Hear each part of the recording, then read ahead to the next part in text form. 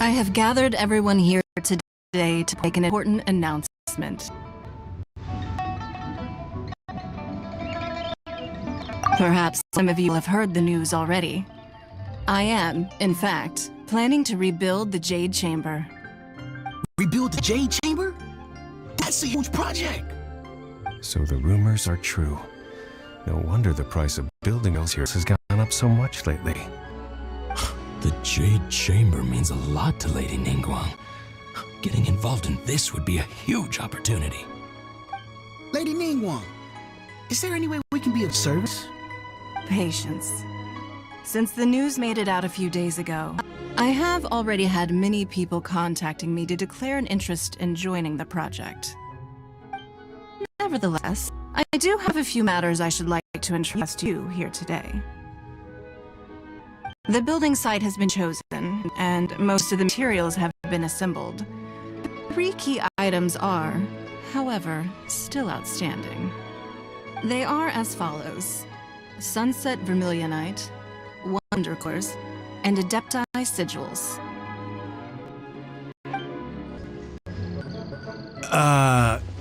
Excuse my ignorance, Lady Ningguang. I'm familiar enough with Plustrite, but I've never even heard of those other two. Only sufficiently large pieces of Plustrite, or specifically Vermilionite, may earn themselves the Sunset moniker. This stone is what allows the Jade Chamber to float. Wonder Cores, meanwhile, are the central components of the mechanical structure of the Jade Chamber. Adepti Sigils serve as a means of integrating mechanical devices with Adepti art. They are as indispensable as the mechanical core itself. Although these 3 items are rare, I trust that with your connections and capabilities, procuring them will not be a question of if, but of when. I take the saying, time is money, more seriously than most. Efficiency is everything. I will pay a generous price for the materials that you find, and in addition, the first 3 people who collect all the materials will have the opportunity to ask me a question. You may ask me anything, and I will give you an honest answer. I trust that this means of compensation will be to everyone's satisfaction. These things won't be easy to get hold of, but if it means a chance to get some inside information on Leo Harbor's development plan for next year, then it's the deal of a lifetime.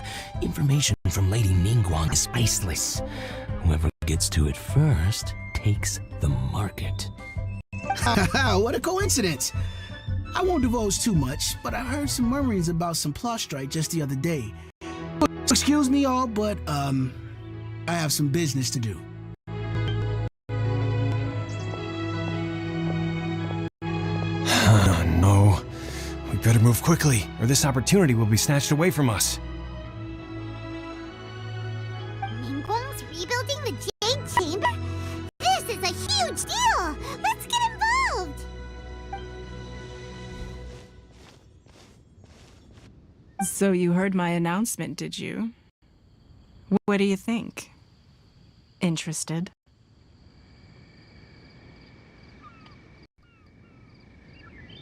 Yes, providing the question pertains to something I am knowledgeable about.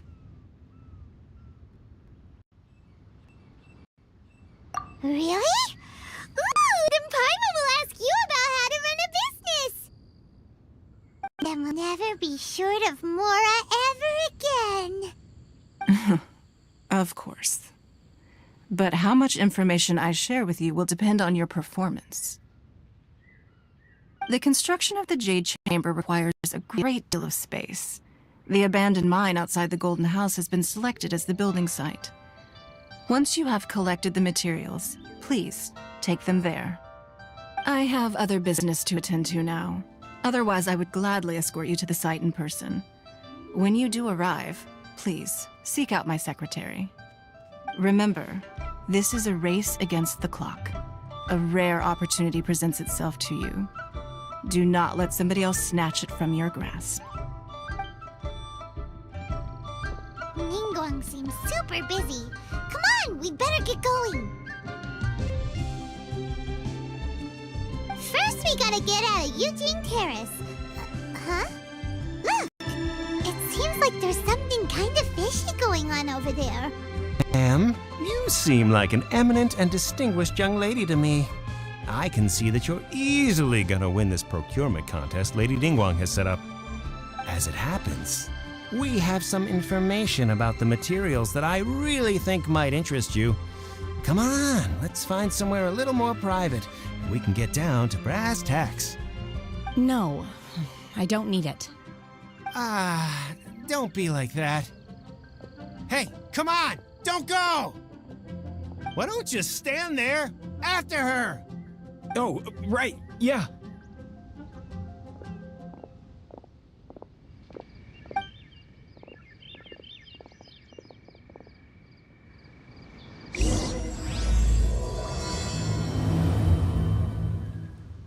Did you hear that? They said they had...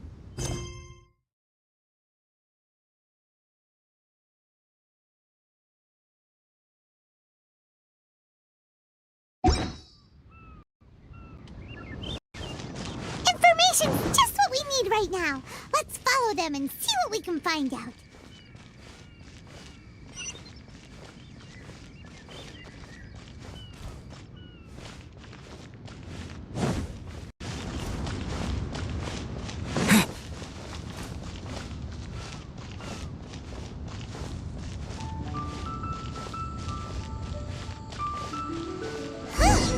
They're not here. Let's keep looking.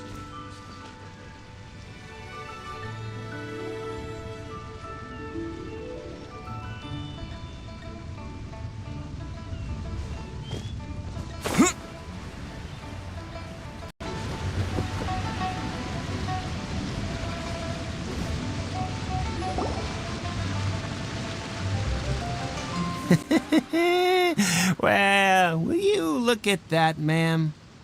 Nowhere left to run. Don't worry, we're not bad guys.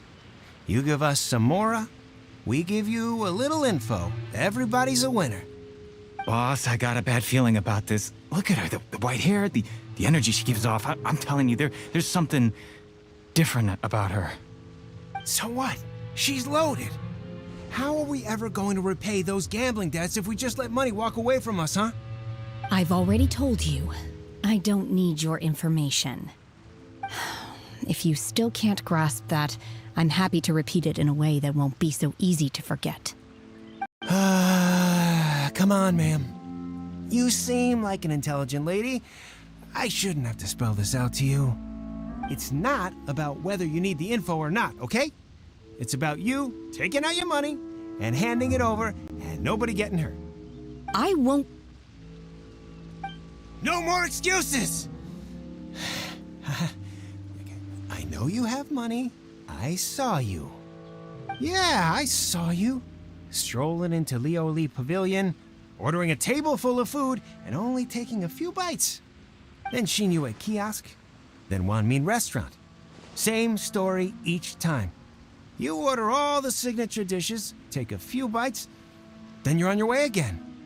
How could you afford to be so wasteful if you weren't from a rich family? And since you're so rich, what's the loss to you in giving us a little spare change, huh? Master warned me not to lay a hand on anyone in Liyue Harbor. But here we are. Perhaps... yes. Let's call it fate. Boss, I'm telling you, something's not right. What are you afraid of? We're just selling information. It's not illegal. If she lays a finger on us, all the better. We'll sue her for everything she's worth. Oh, you again. Millilith? What are the Millilith doing here? Did you do this? You ought to mind your own business, I swear! Silence! How dare you threaten innocent civilians? You're coming with us. No, don't be angry, sir. Please, let me explain.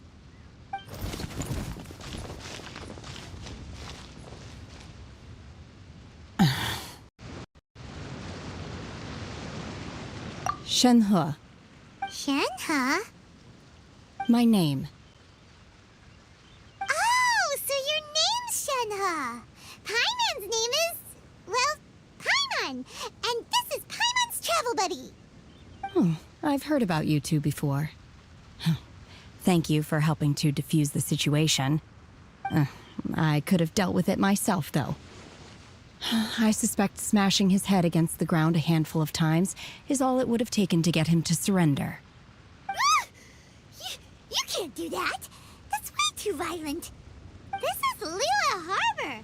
There are laws against that kind of stuff, you know. Laws?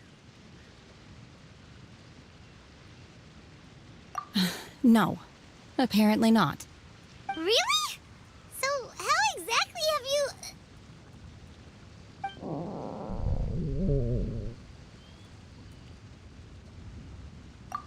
That would be my stomach growling. I haven't eaten enough. She's so honest. Wait, that's right. They said you went around all the restaurants ordering this and that and the other, but only took a small bite of each dish. Then of course you're still hungry. So, anything in particular you're hungry for? Chingson, glaze lily, violet grass. These are my usuals. Medicinal herbs? Kinda hard to explain. Anyway, Booba Pharmacy's not far away. Let's take Shenhe there for a big medicinal meal. After all, you can't work on an empty stomach. Psst. Do you think Shenhe might be an Adeptus? It seems like it's her first time in Liyue Harbor, and she doesn't seem to get how things work here. If she is an Adeptus, that would explain everything. Where does she fit in with the other Adepti, though? Are you here to buy some herbs? Paimon's I do hope super you brought cute. Shin. Chingson, glaze lily, and violet grass, please. Half a pound of each.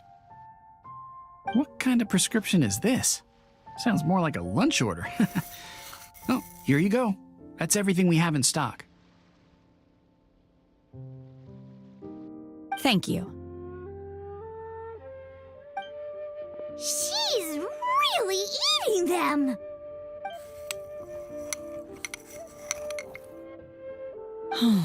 My hunger has now abated. Thank you. Rather awful. Though they were not completely devoid of sweet fragrance, after consuming a large quantity of them, bitterness is all that remains. So, how come you chow down on these and barely touch the restaurant food?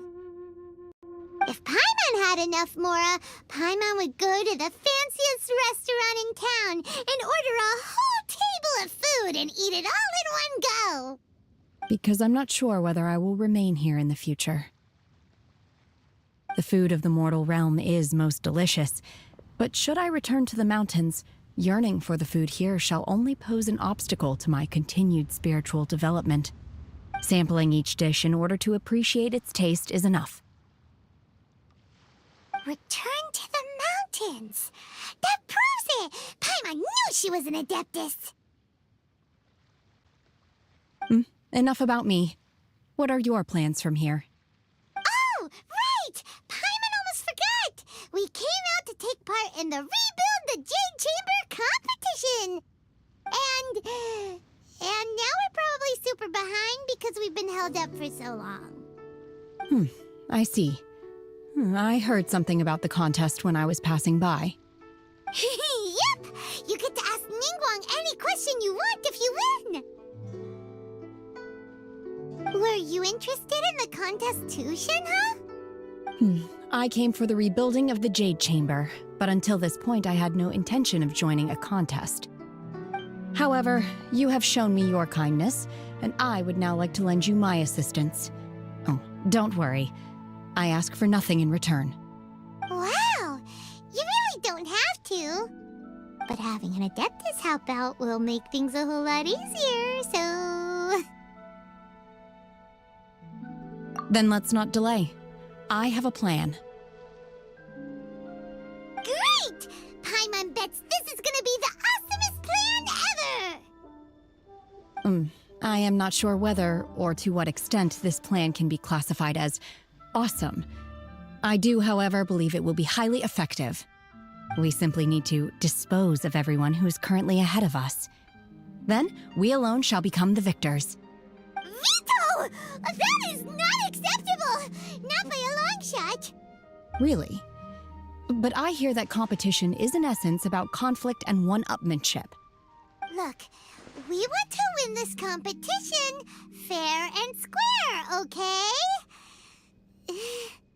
Sunset Vermilionite, Wonder Cores, and Adepti Sigils. Let's start at the top of the list and work down. So, for Plostrite...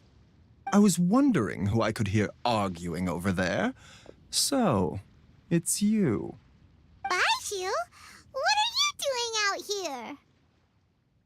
Lady Ningguang wishes to purchase a large batch of wound dressing. We're running low at the store, so I came out to fetch the ingredients personally. Huh? How come Lady Ningguang needs so much wound dressing all of a sudden? I'm not too sure. I did hear she's looking to rebuild the Jade Chamber. Maybe for its first aid on site?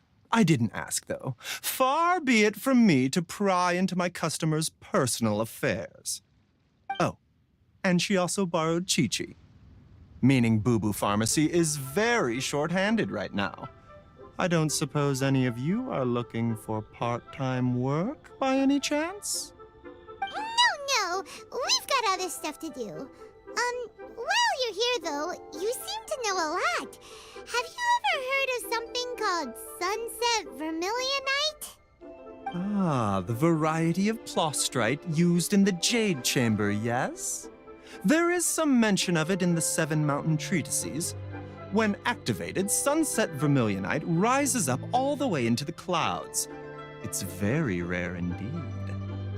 As far as the records show, virtually all Sunset Vermilionite in existence has been mined and taken possession of. But the Feiyun Commerce Guild would know far more about this than I do. Okay then, let's go ask at the Feiyun Commerce Guild. Thanks, Baiju. You're quite welcome. Good luck to you all. And if there's anything further you need from me, just come to the Boo Boo Pharmacy.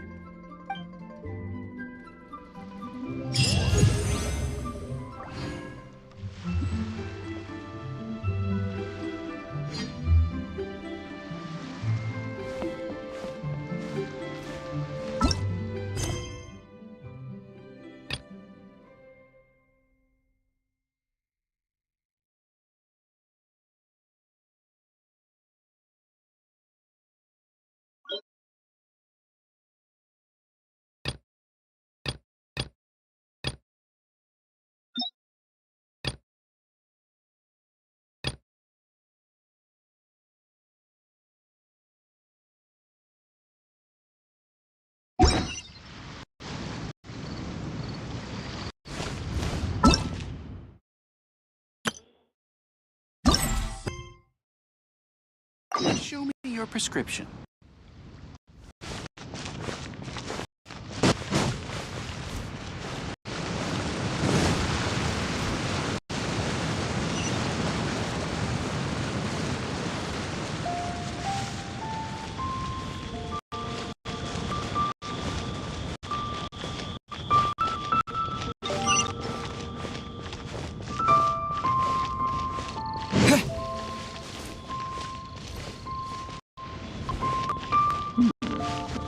as a neighborhood.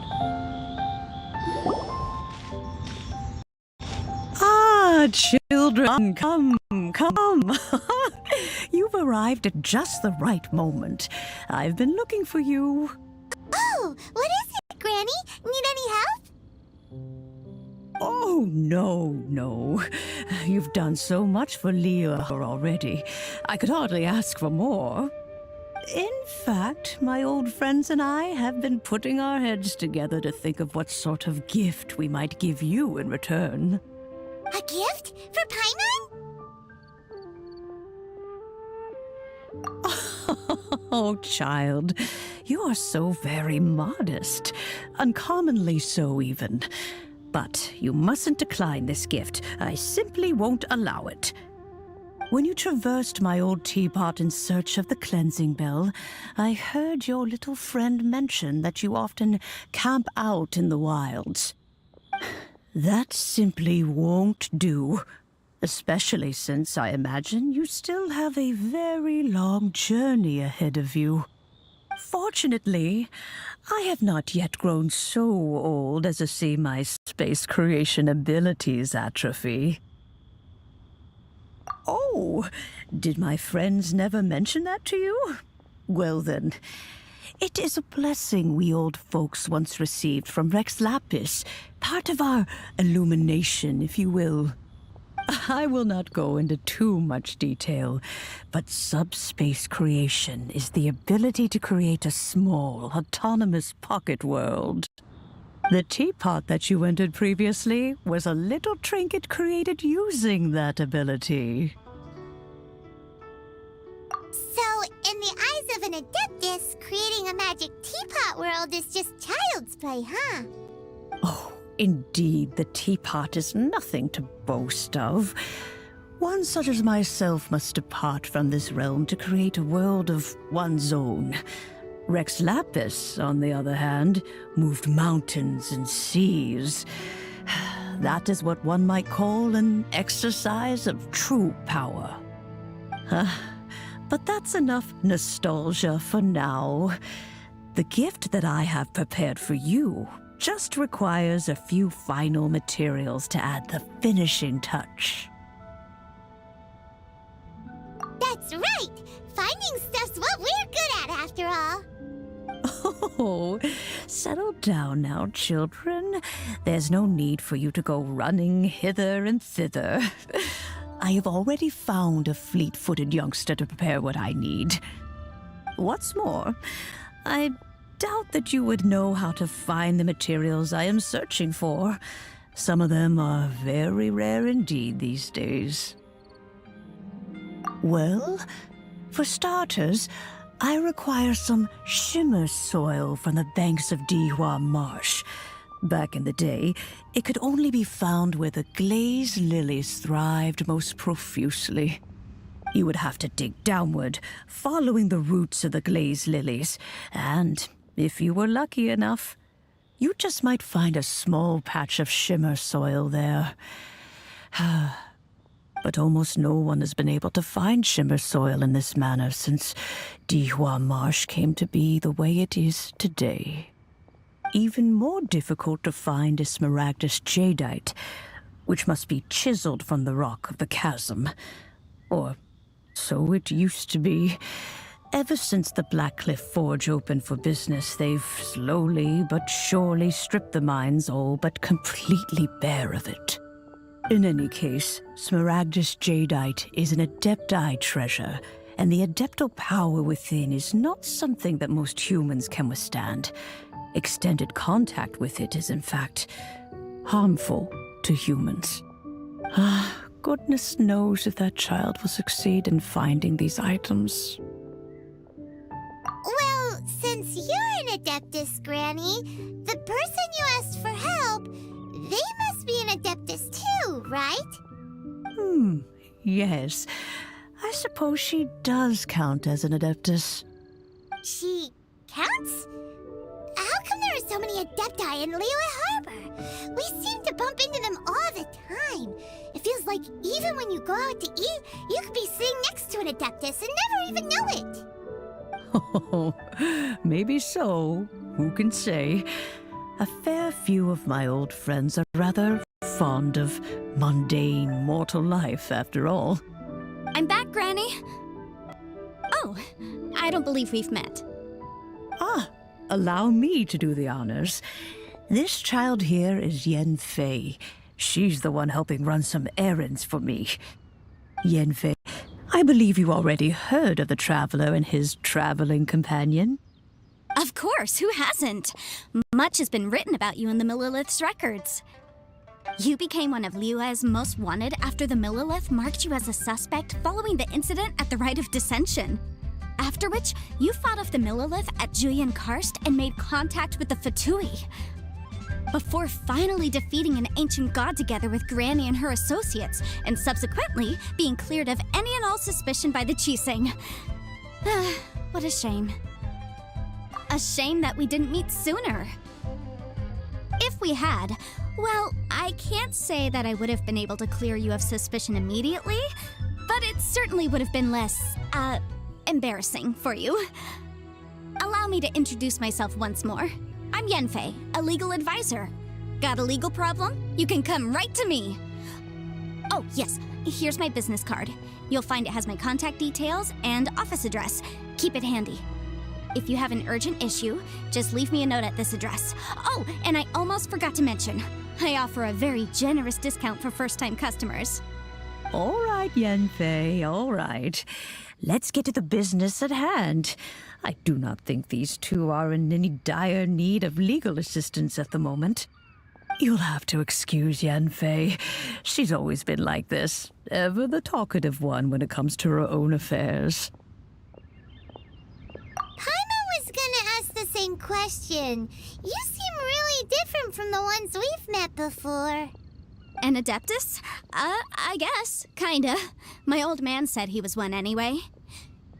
He mentioned that he once campaigned with Rex Lapis for a long old time, and then after that was all over, he went back and married my mom. They had me, and once I was all grown up, the two of them upped and left on a journey, leaving me with Granny here. Well, that's a bit casual for an Adeptus. Aren't you guys supposed to sign solemn contracts to protect Liyue Harbor and all that stuff? What do you mean he just went back to get married? Well, my dad did say that he'd talked it through with Rex Lapis and that he was fine with it. Even contributed towards the wedding gift, apparently. Anyway, let's not dwell on that too much. So, Granny, I've gotten a hold of most of the stuff you asked for, except for Smaragdus Jadeite. I couldn't find any at all. The chasm's been sealed off, and there's just no way in. Couldn't secure any documentation either. Looks like the Ministry of Civil Affairs is serious about keeping it strictly locked down. Is that so? But Smaragdus Jadeite is really rather essential. Yenfei, are you sure you can't find some other way? They have helped Liyue greatly, after all. It is only right that they are duly rewarded. I know, Granny, you've told me 1,000 times already. Well, the chasm's definitely a no-go, but there's still a chance we can figure out some alternative means of procurement. Hold on a moment. Let me have a look.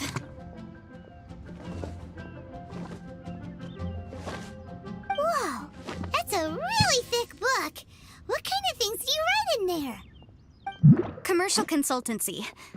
Or Snezhnaya. Ah, found him. Krusel. A Snezhnayan merchant who once came to me with some legal queries on certain articles in the legal codices. If my memory serves, all of them had to do with rare ores. He mentioned that he was considering acquiring some Smaragdus Jadeite to make hairpins, and wanted to know if there were any legal ramifications that he should be aware of. Said he was planning to sell them in Snezhnaya. So, I guess I'll go look for him. With any luck, he'll have gotten his hands on some Smaragdus Jadeite, or might have an idea of where we can find some. Oh, you want to join me? I suppose that's no problem, but it's best if you just stand by and watch. If you try to get involved, you'll only risk placing yourself in legal jeopardy.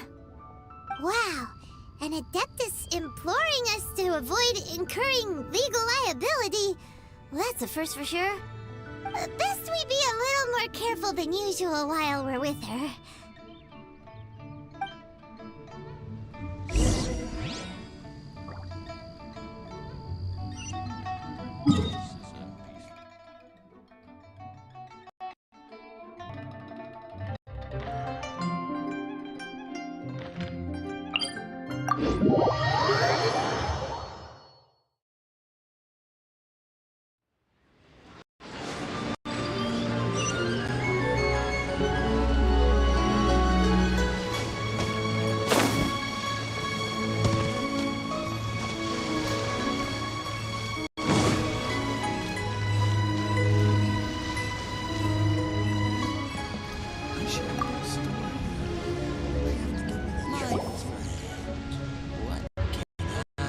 Hello, Mr. Crossell. How's business been? Oh, good. Very good. All thanks to your advice, Miss Yanfei. What brings you here today? You're too kind. I was simply doing. Now, I believe that the last time we met, you mentioned that you were looking to source some Smaragdus jadeite to make hairpins. Have there been any further developments on this front? Well, yes. As a matter of fact, in the end, I did acquire a small piece of Smaragdus jadeite and had it fashioned into a pair of hairpins. Miss Yanfei, might I presume that you have an interest in the hairpins? I must apologize. I've already rented them out to a lady named Zhi. If you'd like to inspect them, you may have to wait quite some time. Wait, isn't Smaragdus jadeite really rare? Aren't you worried about the hairpins getting damaged or lost while they're being rented out? No, I'm not worried in the slightest, because I signed a contract with Miss Zhi before renting them to her. The contract makes it quite clear that if she loses or damages the item in question, she must compensate me for its full original value. In return, I included a clause that guarantees the Smaragdus jadeite is genuine, with a penalty of 10 times the item's value payable by me to Miss Zhi in the event that it is shown to be a fake. Guaranteed genuine, with 10 times the value payable if this claim is shown to be false? Yes, these terms are very clear indeed. Of course. This way, both the client and I have the assurance we need. To ensure fairness, each of us has retained an original copy of the contract. In that case, might you know where Miss Zhi lives? We'd like to pay her a visit and have a look at the hairpins. Oh, of course. She wrote her address down when we signed our contract. Here, I'll mark it on your map for you. Thanks a lot, Mr. Crossell. We'll be off now.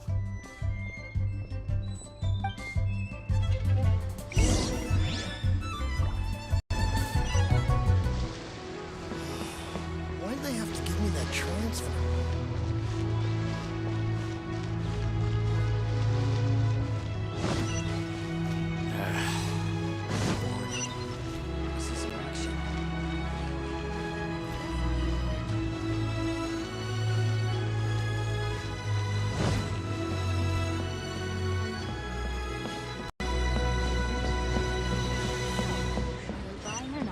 One Lin Bookhouse.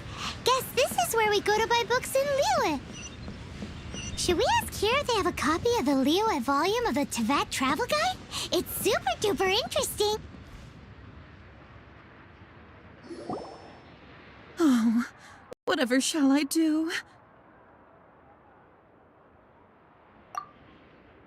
Yes, that's me. Is there something I can help you with? How do you do, Miss Zhi? We understand from Mr. Crossell that you recently rented a pair of hairpins from him. My associates and I are very interested in them. Would you mind letting us take a look at them?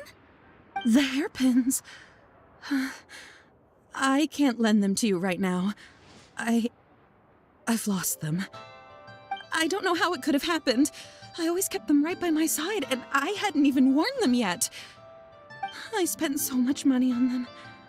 If I have to pay their original value, there's no way I could come up with that amount of money on such short notice. My family is in the ore business too, but business has been suffering ever since the chasm was sealed off.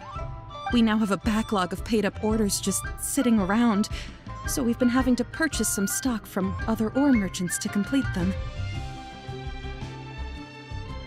A big banquet is coming up in a few days, and several ore merchants I know of will be there. I need this opportunity to mingle and discuss prices. That's what the hairpins were for, to keep up appearances. I can't have them looking down on me. But now that I've lost the hairpins, what will I do? Why does Paimon have a sudden strong sense of deja vu? Would you really? I sent a commission to the Adventurers Guild, but I haven't heard anything back from them yet. Hold on. Don't run off looking for the hairpins just yet. Miss Zhou Chao, would you let me have a look at the rental contract you signed? Huh? Well, I mean, sure, I have it right here. Here you are. Let me see.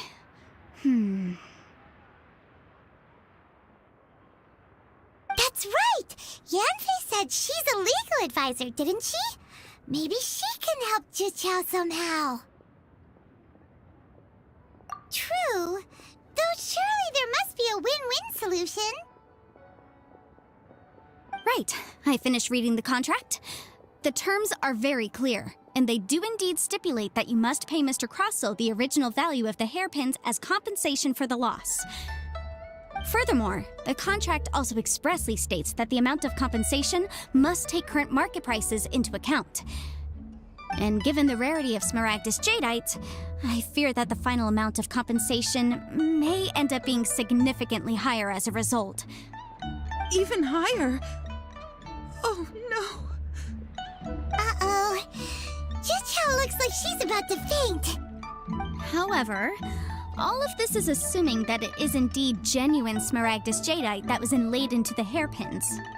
Did you really have to pause before saying that part? Anyway, the hairpins are lost, so how exactly would we be able to find out if the Jadeite is genuine or not? Whichever way you look at it, we've got to start by finding those hairpins. Except that if we found the hairpins, there'd no longer be any need to check whether the Jadeite is genuine, would there? Seems right. Please, don't trouble yourselves over this. The fact is, I lost the item, and I should pay compensation per the contract. However much it is, I will have to pay it. My family are merchants, after all. It's vital that we keep our word and respect our contracts. Now that it's come to this, I really shouldn't keep Crossell in the dark any longer. I'll go and inform him of the issue, and then negotiate the amount of compensation. Yes, legally speaking, it seems this is the most sensible course of action. But before that, I have some questions about the hairpins. So hold on a moment, Miss Chow. When you first touched the hairpins, what did you feel? What did I feel? Well, I remember that the gemstones set into the pins were perfectly smooth to the touch, like the finest quality jade. My family has seen much jade pass through its hands in the past, so I am quite certain of my judgment in this matter. Smooth to the touch, finest quality jade. No, it's nothing. I just need to re-examine a few things. Let's head over to Mr. Crossell's.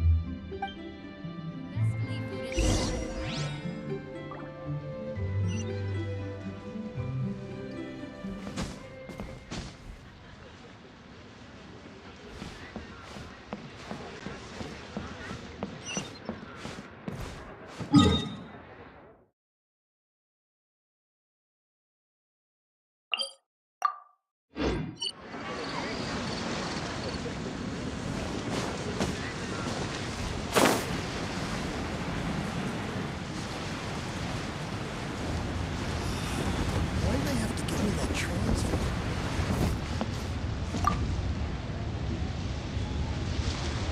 Ah, Miss Yanfei, you've returned. With Miss Zhou in tow, too, I see. How are the hairpins? I trust you're quite satisfied with them? About that.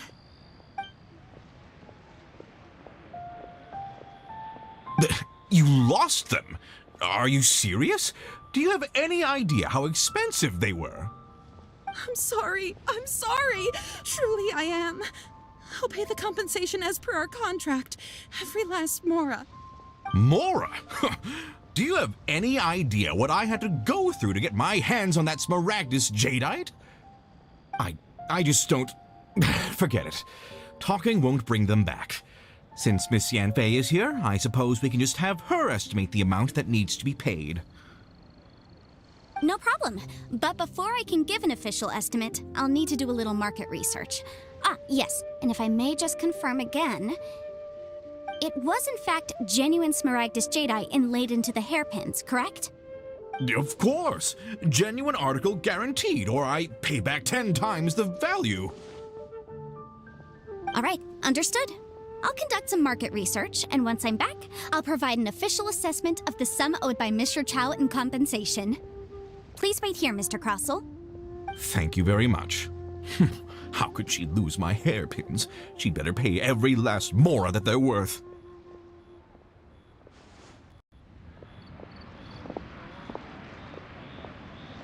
Looks like I'll have to find some way to raise that money.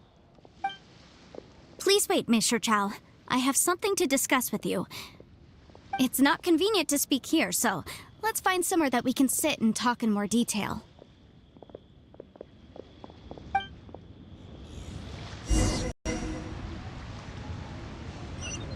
You can't beat the atmosphere here.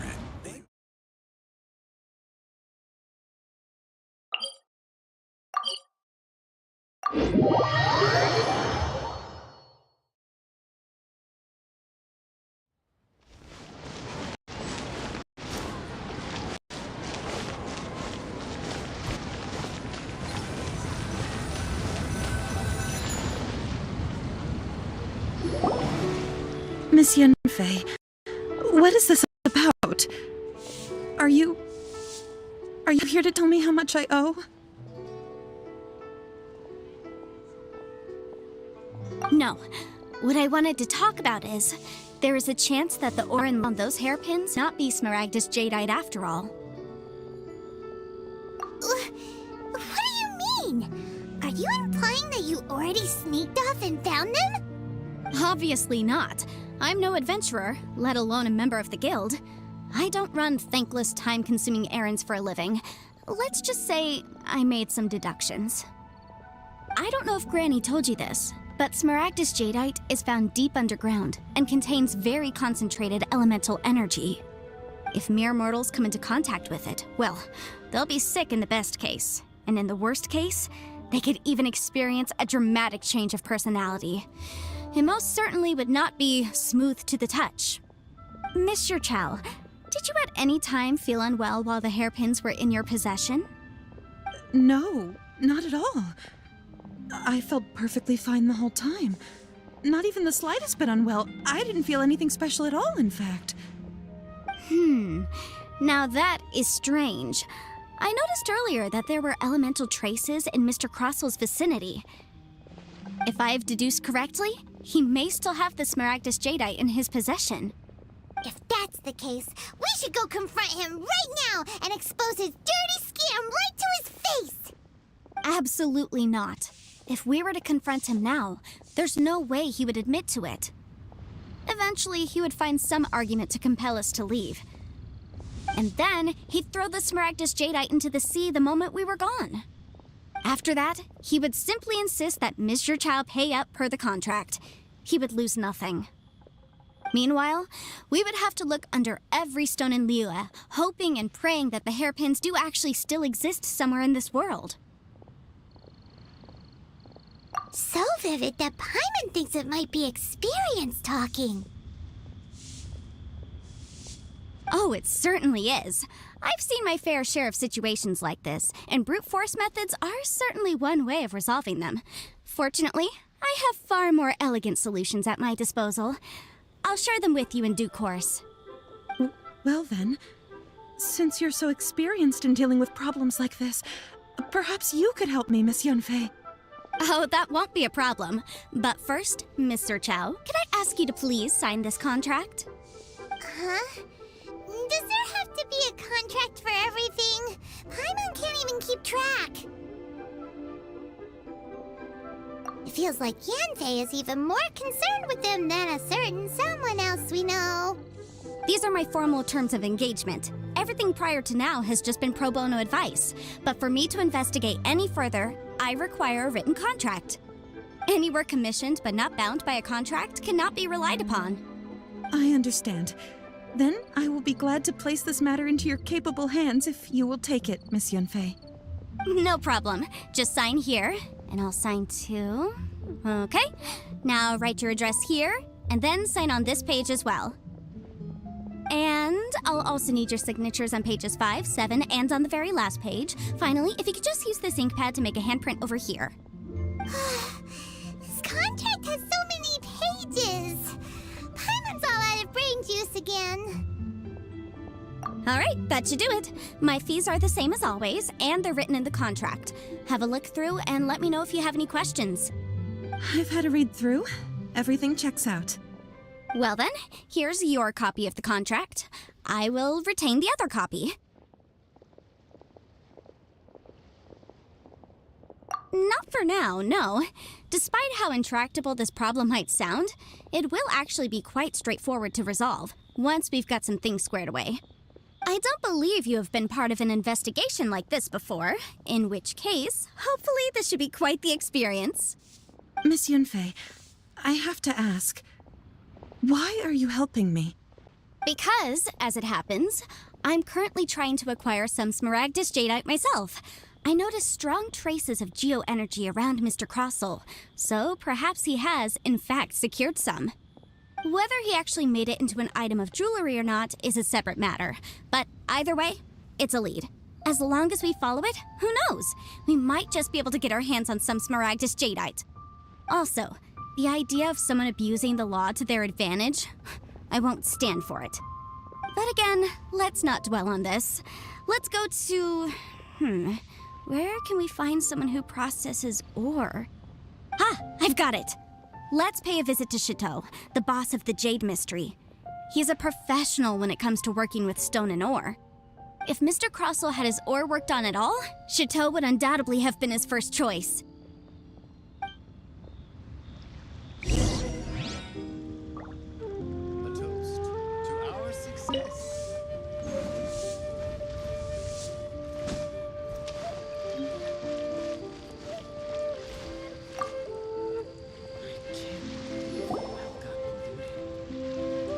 Why, hello there, honored customers. Welcome to... Oh, it's you, Miss Yanfei. Is something the matter? Surely not more spurious claims that my jade betting is rigged and no one can ever win? Oh, I swear on all that is sacred. No, nothing of the sort. Has a Snezhnyan merchant named Crossel enlisted your ore processing services recently by any chance? A Snezhnyan merchant named Crossel, you say? I do remember that. He brought me a piece of ore, claiming that it was Smaragdus Jadeite. That was the first time I'd ever encountered it, so I had no way of telling if it was really Smaragdus Jadeite or not. But if a customer insists, far be it from me to contradict them. He was quite generous with his money, too, so I didn't give it too much thought. I processed the ore as per his request. Do you have any leftover debris from your work on it? Why, yes. It was my first time encountering this ore, after all, so I kept a few loose shavings to study myself later. They're right over there, in fact. Thank you, sir. We'll take a look at them.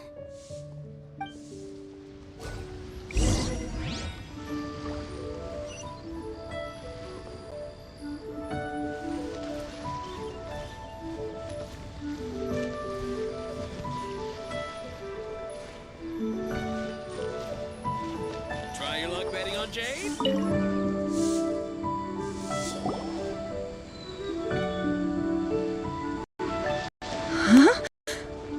If my eyes deceive me, the crossings and patterning suggest that these are Smaragdus nephrite shavings. Yes, it's not particularly rare, nor is it especially valuable. It's used to make jewelry all the time. I've heard it said that Smaragdus Nephrite is in fact the outer layer of Smaragdus Jadeite, though no one's ever proven it. A thin layer of separation, huh? If you must see for yourself, try examining these shavings for traces of elemental energy. Smaragdus Nephrite is an entirely ordinary ore, containing no elemental energy whatsoever. Is that so? Well, we might as well give Elemental Sight a shot. So, did you find anything? So they really are different. But wait, how come Jichao was able to tell what it was just by looking at the shards? That's pretty awesome. There's nothing special to it. It just so happens that I've come across a great many of these in my time. These two stones actually look very similar. Someone without a deep understanding of them would find it very difficult to tell them apart.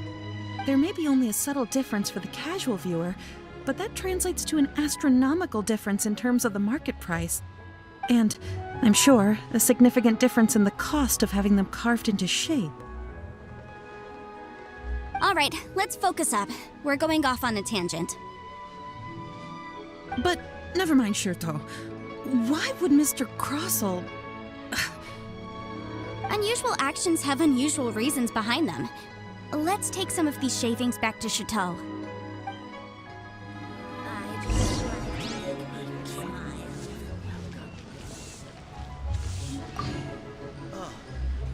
What should I try this time? Miss Yenfei? Might I be so bold as to inquire, If you could just confirm for me once more, sir. Mr. Crossell did indeed claim that the ore he brought to your store was in fact Smaragdus Jadeite, did he not? Yes, that's right. I still have a record of the job with me, in fact. Here. It says quite clearly, 1 chunk Smaragdus Jadeite, uncut. Then I have no further questions. But could I borrow the processing record and these stone shavings? Of course. But might I ask why you need them? Oh, I have my reasons. Ah, yes. Please sign here on this affidavit. This document shall serve as signed proof that these stone shavings originated from the, ore that Mr. Crossell brought to your store. Please read it carefully. Yes, I see. Forgive me for asking again, Miss Yenfei, but might I know the nature of the incident on this occasion? I wouldn't say there's been an incident, just a minor issue. Thank you, sir. I'll take these with me. With this hard evidence to back us up, Crossell won't dare try to deny what he did. On the contrary, this is far from sufficient to build a case. We need to find something a little more compelling. If you want to make jewelry, you need a professional jewelsmith. Let me think. Jewelry. Nope. Aha! Got it! Singxi. She often helps people to find a jewelsmith. Let's go pay her a visit. Well, that was quick. How come you know so many people? Because lots of people come to me for legal advice every day. As you know, Liyue Harbor is the city of contracts. And contracts, well, I should say laws, are very important to us. But the amendments made by the Tianquan to our laws are unnecessarily complicated. How can I put this? It just seems like they're hard to understand and impossible to finish. As such, legal advisors like myself provide quite the popular service indeed. So you help them make sense of the law. But didn't you say that it's hard to understand and impossible to finish? Yes, well, that's no obstacle because I've memorized all the legal codices.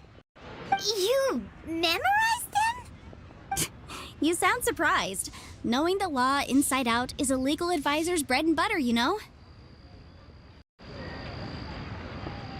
Oh, this has nothing to do with being an adeptus. I just like reading.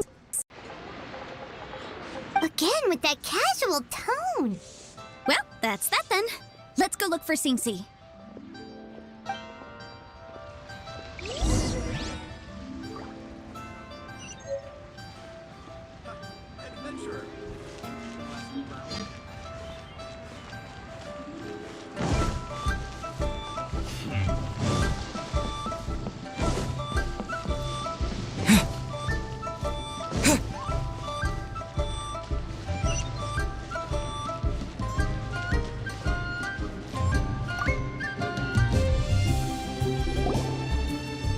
Yanfei, it's you.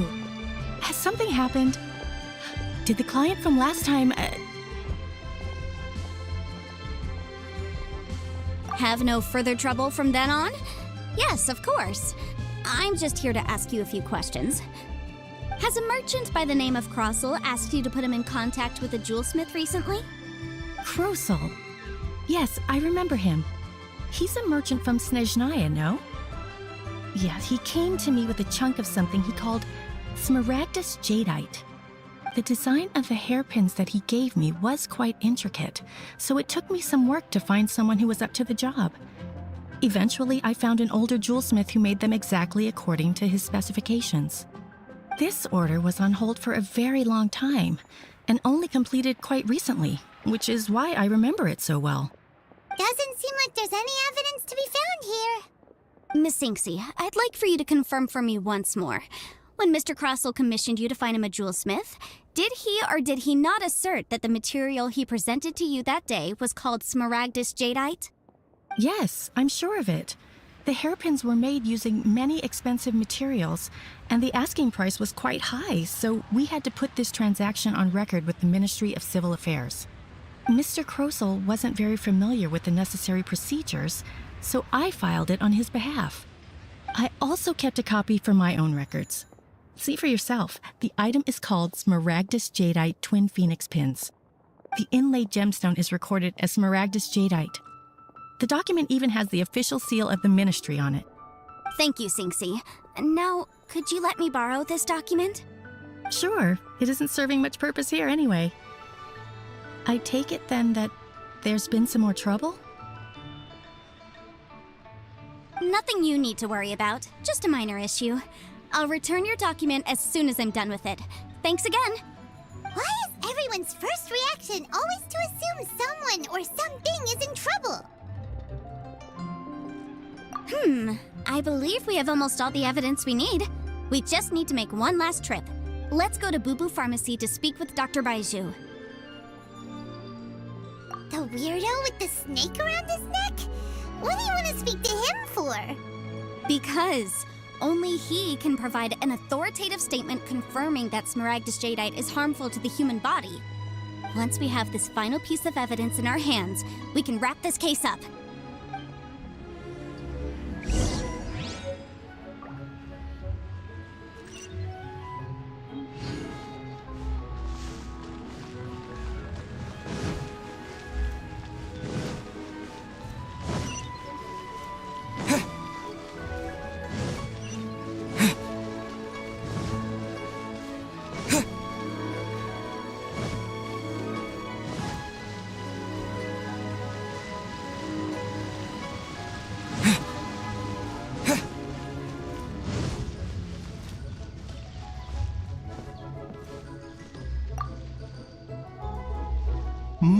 My, to what do I owe the pleasure? Though I'm afraid that if you're looking for our little Chi-Chi, she's out gathering herbs. And if it isn't Miss Yanfei as well, now that's an even rarer honor. What business brings you here, might I inquire? Some charlatans peddling ineffectual medicines again, no doubt? No. I'm here this time to ask if you're familiar with Smaragdus Jadeite. Smaragdus Jadeite? Why, yes, there is some information about it included in the 6th commentary on the 7 Mountain Treatises. The 7 Mountain Treatises states that this substance springs forth from stone marrow within the mountains, and will bring disaster to any mere mortals who touch it. It is abundant in elemental energy, so if someone without a vision is in contact with it for a prolonged period, best case scenario, they fall ill. Worst case scenario, they'll suffer great changes in personality and their illness will only ever get worse. Anyway, I'm sure you didn't come all this way just to chit-chat. Knowing you, Yanfei, and given the specific nature of your question, I suppose that you're about to ask me to write an official affidavit attesting to the pharmaceutical peculiarities of Smaragdus Jadeite? That is indeed the case. If you would be so kind, Dr. Baiju. No trouble at all. It's just a single document. Won't take me a moment. I would mention, though, that you are not the only one who's developed a curiosity for Smaragdus jadeite recently. A Snezhnayan merchant came to ask me about it not long ago. But after I gave him my reply, his expression shifted to one of remarkable disappointment. I wonder, Miss Yenfei, if your pressing business might be related to this Snezhnayan merchant? Ah, you needn't concern yourself about that, Dr. Baizhu. Thank you for penning us that document. I'll make sure to compensate you in due course. You're too kind. Take care now.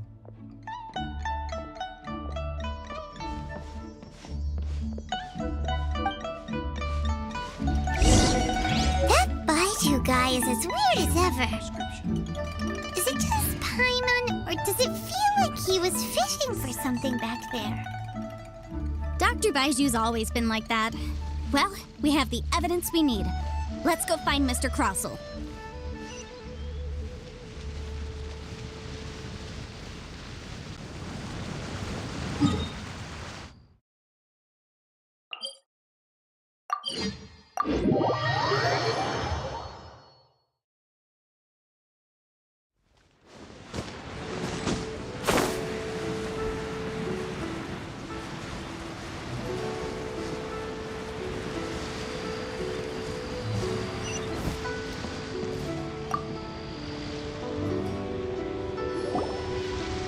Miss Yanfei, have you finished your investigation? I trust you will now be in a position to assess the compensation due. Yes, my investigation is indeed concluded. I can now provide a final figure for the amount payable. Wonderful. Well then, please, could you do the honors, Miss Yanfei? Of course. According to the stipulations of the contract, Mr. Crossell, you must pay Mr. Chow 10 times the original transaction price in Mora. Sure. Wait, what? Me pay her? Surely there's been some kind of mistake, Miss Yanfei. Not at all. According to my investigations and the material evidence that we've gathered, the substance claimed to be Smaragdus jadeite that was inlaid within the Smaragdus jadeite twin phoenix pins that you rented out to Mr. Chow was, in fact, Smaragdus nephrite. Now, the contract states very clearly that 10 times the price shall be paid should the article not be genuine. Accordingly, you are liable for this sum, which is payable to Mr. Chow in Mora. Material evidence? What material evidence? Why, Miss Yanfei, you cannot frame me like this. I spent a huge sum to obtain that Smaragdus jadeite, and yet you claim that the ore inlaid on the hairpins is somehow fake? I demand to see your evidence. Indeed. Only a testimony from an expert witness involved in the processing of the ore can serve as an authoritative assessment of whether it is genuine. Traveler, please produce the evidence in question. This is a processing record from the Jade Mystery, along with stone samples and an affidavit signed by the business owner, Chateau. Seriously? Even the boss there couldn't differentiate between Smaragdus jadeite and Smaragdus nephrite. How does this prove anything? In any case, Smaragdus nephrite is the outer layer of Smaragdus jadeite. So I had him cut away the nephrite, he returned the valuable jadeite core to me, and some nephrite samples remain in the store. What am I missing exactly? That's an unsubstantiated belief. Well, your claim that my ore is fake is just as unsubstantiated. And we are here to talk about evidence, aren't we? Ugh. Looks like our first piece of evidence didn't convince him at all. Seems like he came prepared. What should we do next?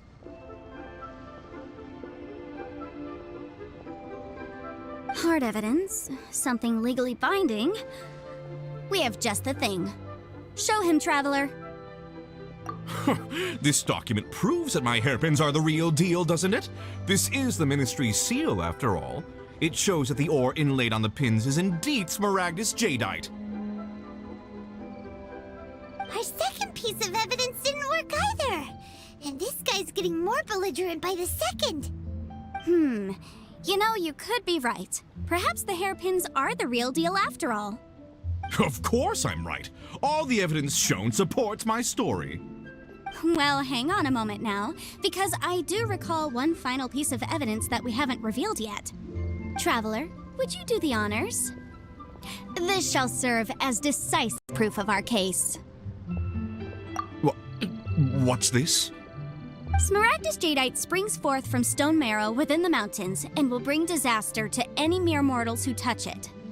Sustained contact with Smaragdus jadeite over a prolonged period will, in less serious cases, cause a mild malady, while in serious cases, the patient may suffer a dramatic change of personality and fall seriously ill.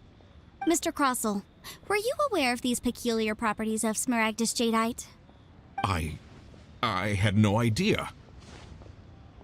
No idea, you say? I'd guessed as much. But for you to have rented out such a dangerous item, I'm afraid that this falls outside the scope of my work, but within that of the Ministry of Civil Affairs. However, I'm sure that the Ministry will be relatively lenient considering that, as you say, you were ignorant of the danger you posed. Don't worry, Mr. Crossell. I will make sure that all the evidence presented here will be handed over to the Ministry. I trust that you'll give them your full cooperation in their investigations. What? Wait! I knew.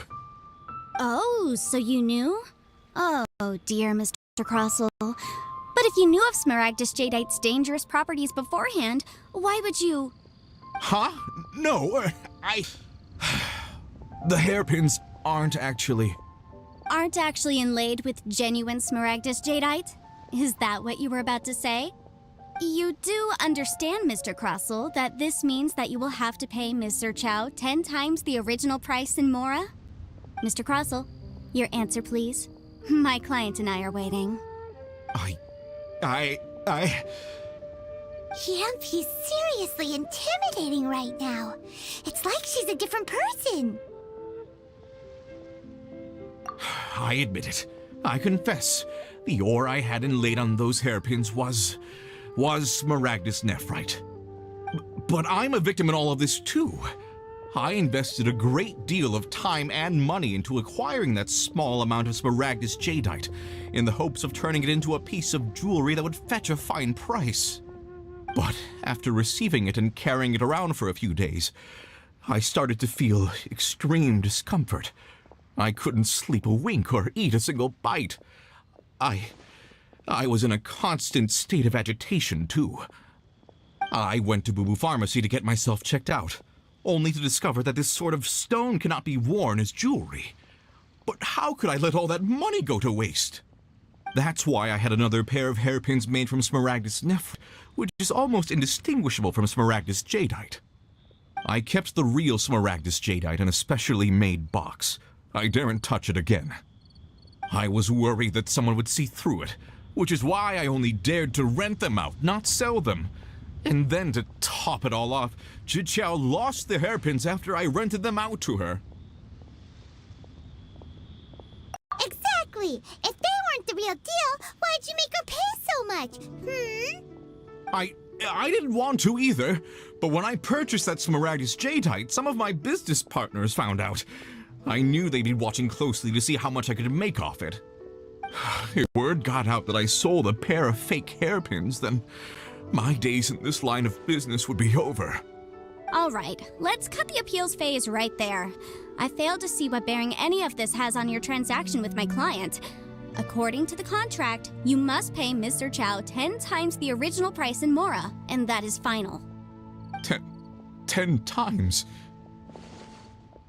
Crossell looks like he could faint any second.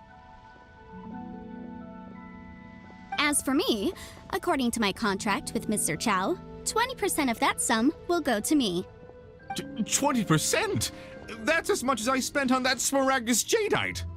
There's no need. It's fine. You don't have to pay me that much, Mora. Even if the Smaragdus jadeite on those hairpins was fake, I still bear responsibility for losing them. Legally or not, I think I owe some compensation for that. Ms. Zhiqiao, you... However, Mr. Crossell, since you have no use for that chunk of Smaragdus jadeite, why don't you give it to me instead? I'll consider us even. What? But all right then. This cursed rock's brought me enough grief as it is. Miss Yunfei, I'll turn this Smaragdus Jadeite over to you. I trust that it will suffice as remuneration? Well, that's not quite how the rules say this should go. But whatever. It'll do. Thanks so much for your help this time, Miss Yunfei. When you have the time, I'll be sure to visit and express my thanks more appropriately. Oh, come on. No need to stand on ceremony.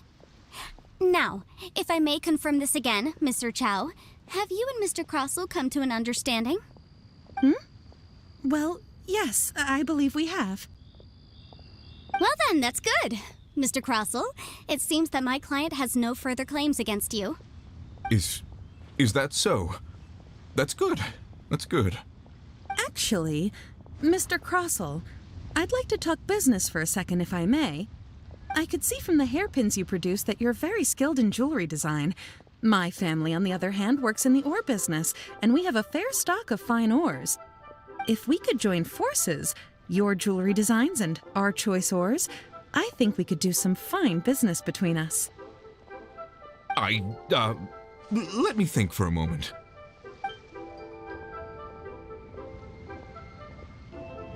Well, that's that. And we've got the Smaragdus Jadeite that Granny wants too. All's well that ends well, eh? Exactly. Usually when someone tells us they've lost something, we end up searching all over the place for it. But this time, you managed to solve the problem with just a big stack of documents. Even though the solution didn't involve actually finding the hairpins. The right solution depends on your perspective on the problem. The objective of my client, Mr. Chow, was to reduce her liability to pay compensation. So, rather than looking high and low for some hairpins, proving that the rented item was nowhere near worth what the vendor had claimed it to be was the more efficient solution. An Adeptus. Speaking of, you took part in that battle, didn't you? In which case, you would have heard what Granny said. Liyue Harbor is now a city ruled by humans. The title of Adeptus means precious little to me compared to my job as a legal advisor. In any case, don't you think that the Liyue Harbor of today needs legal consultancy far more than it needs adeptal powers?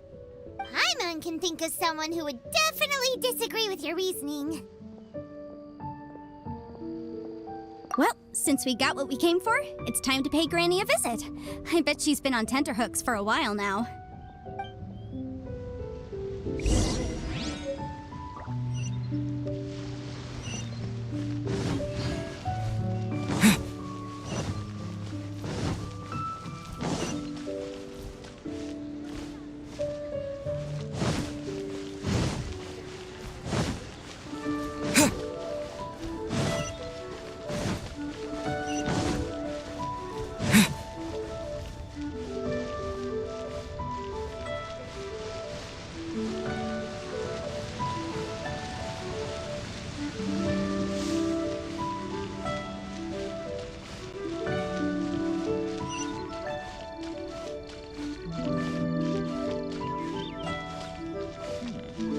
This is a peaceful neighborhood.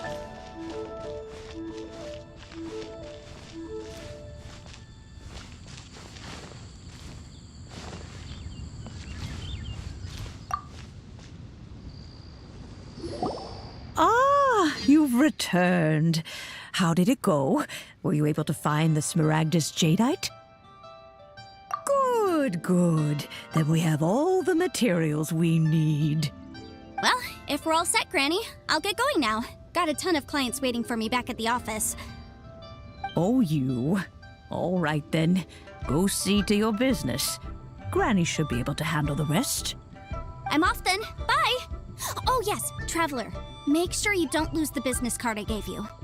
I've been looking into the laws of other nations as well. If you should ever bump into any trouble with the law, come find me directly. Regulars get discounts too. Come now, child. Are you leaving or are you not? If you have no wish to leave, perhaps you'd like to help me clean my teapot, hmm? I'm leaving! I'm leaving! That child. Goodness knows where she learned to be so rambunctious. A father was hardly so riotous or fond of talking nonsense back in the day when he stood beside Rex Lapis. Ah, indeed she is. Liyue has changed, and the Adepti must also learn to change. Yanfei might be overly garrulous, but she is also the most intimately acquainted with the city among us all. Ah, Liyue is not the same place I once knew. All right, then. Let us speak of this no more. Back on topic. I believe that I still owe you a little gift. Oh, Paimon's so excited! How is it made? It is but a single teapot. It shan't take long at all. Just wait here for a moment.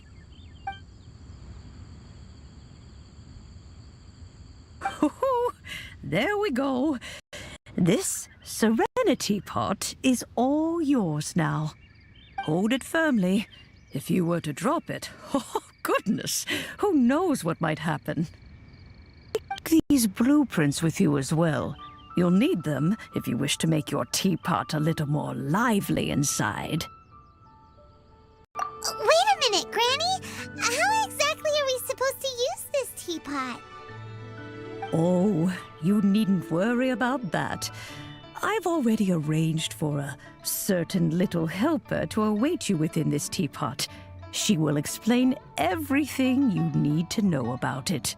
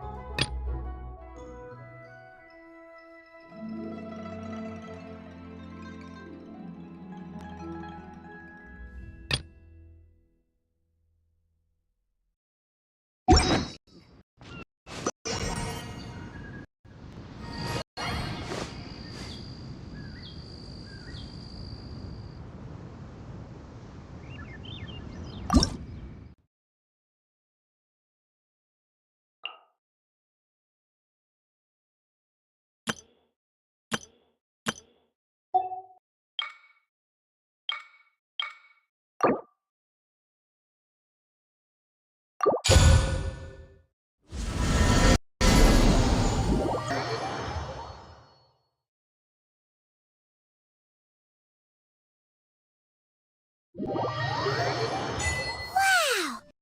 This teapot seems even bigger inside than Madame Ping's! There's even a great big house in the middle, too! Huh. But there's just a whole load of nothing around it. Paimon can't do that! Well, you're the one with the sword anyway. You do it! Still, why is it so empty here apart from that house? Oh, wait a second. What is that?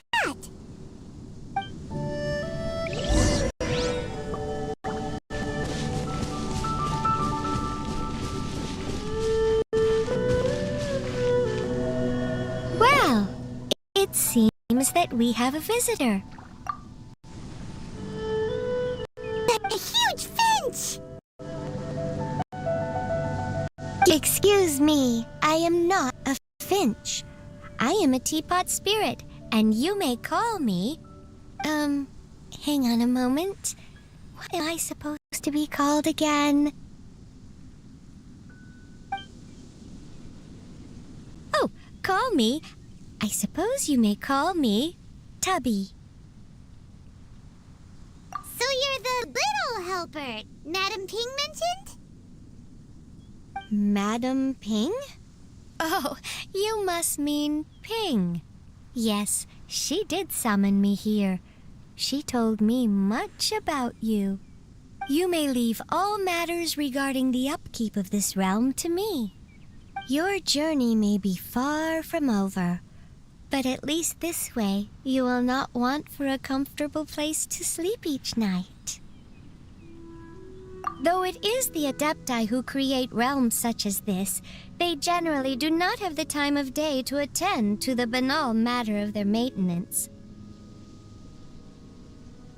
Thus, we teapot spirits were created to help guard their realms and manage their affairs. You may consider me a butler, if you will. Now, allow me to explain this realm to you. Have you any blueprints on you? Specifically, blueprints with beautiful rooms, chairs, and the like. As long as you have a blueprint, you can refashion this realm however you please. Blueprints? Oh, that's right! Granny handed us some when she gave us the teapot, didn't she? Let's take them out and have a look.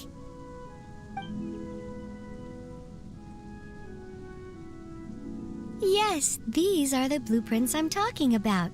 Go on, open them up. Just commit the image of the objects to memory and prepare the necessary materials. Then simply release the thought from your mind and the object in the blueprint shall appear within this teapot. Wow! Is that all it takes? Then we could build a whole city inside, couldn't we? I doubt it. A golden-eyed artist explained this to me at some point in the past.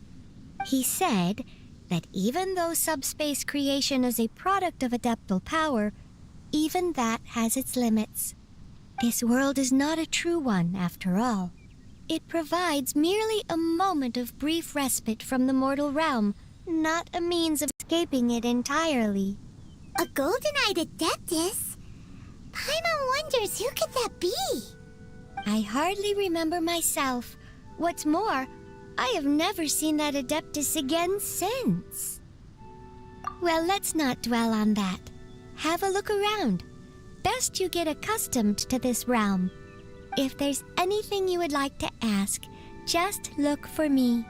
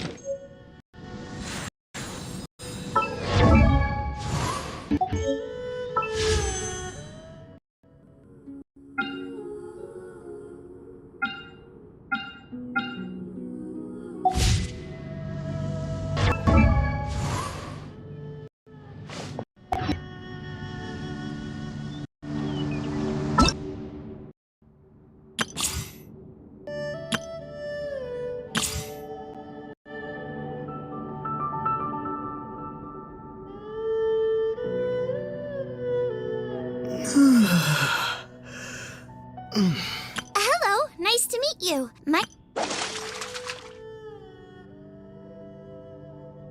Hello.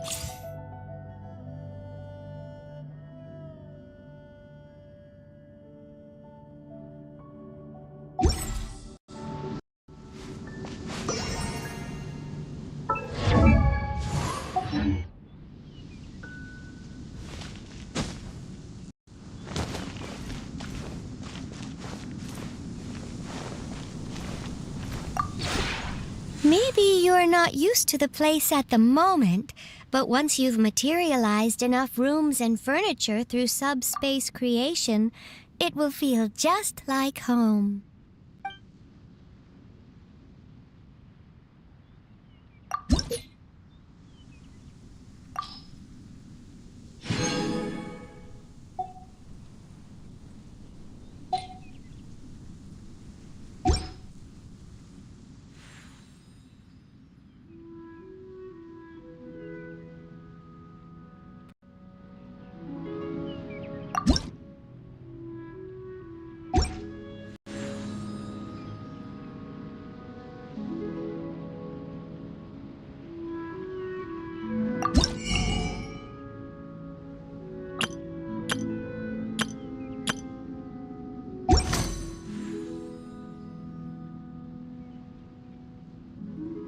If you ever have any questions about the realm within, you may ask me.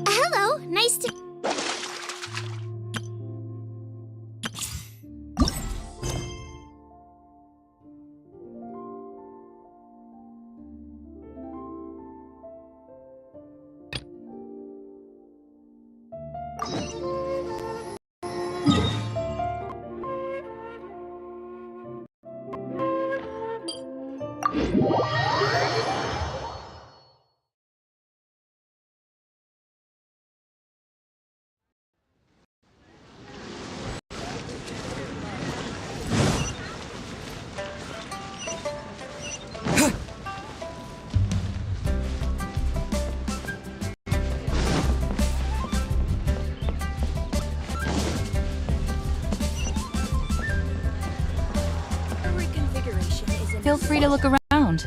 There's no obligation to buy. We're looking for the Liyue volume of the Teyvat Travel Guide. Do you have it in stock?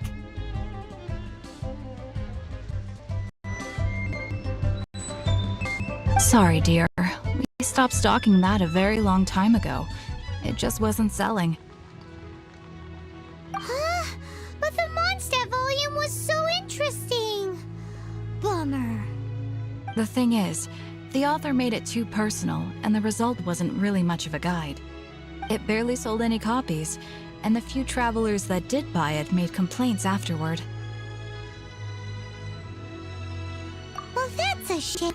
The Mondstadt volume was a good read, even just as an adventurer's diary. The fact remains that I don't have it in stock. If you must read it, try your luck at Chang the Ninth's place. Who's Chang the Ninth? A book collector who lives in Qingse village. He's a complete grouch, but he will behave himself if the conversation is about books. He was a regular customer here back when he lived in Liyue Harbor, and I still send him the odd out-of-print book or two every now and then. Did somebody say out-of-print books?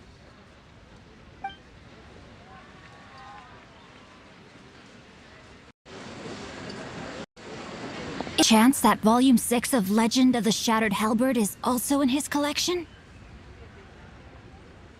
Apologies, my liege. Where are my manners? My name is Sing Cho, a humble literature enthusiast who happened to be passing by. Since you and I are both in search of lost books, what say we travel together to Mount Qingse and pay a visit to Chang the Ninth? My pleasure, fellow book lover.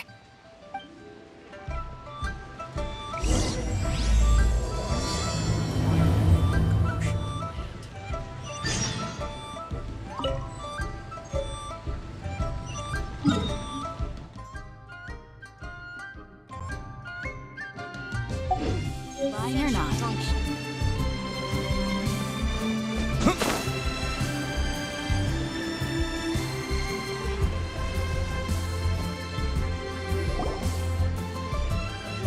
Master Xingqiu, thank goodness you're finally back. Oh? Why do I detect an in your voice? The guild has had a whole string of strange orders in recently. Everyone's been completely caught off guard. Your father gave me specific instructions to ask you to stay and help out if I happen to see you. I see. Have someone sort the orders by type for now. I'll deal with them myself shortly. Oh, how wonderful. Thank you, Master. With you on the job, I can breathe a sigh of relief. Hey, Xingqiu! Glad you're here. We want to ask you for some information. Traveler, Paimon, please wait a moment. Shu, I need to entertain some guests. Please continue with your work for the time being, and we'll discuss the matter of the guild's orders in more detail later on. Understood, Master Xingqiu. Then I will leave you in peace.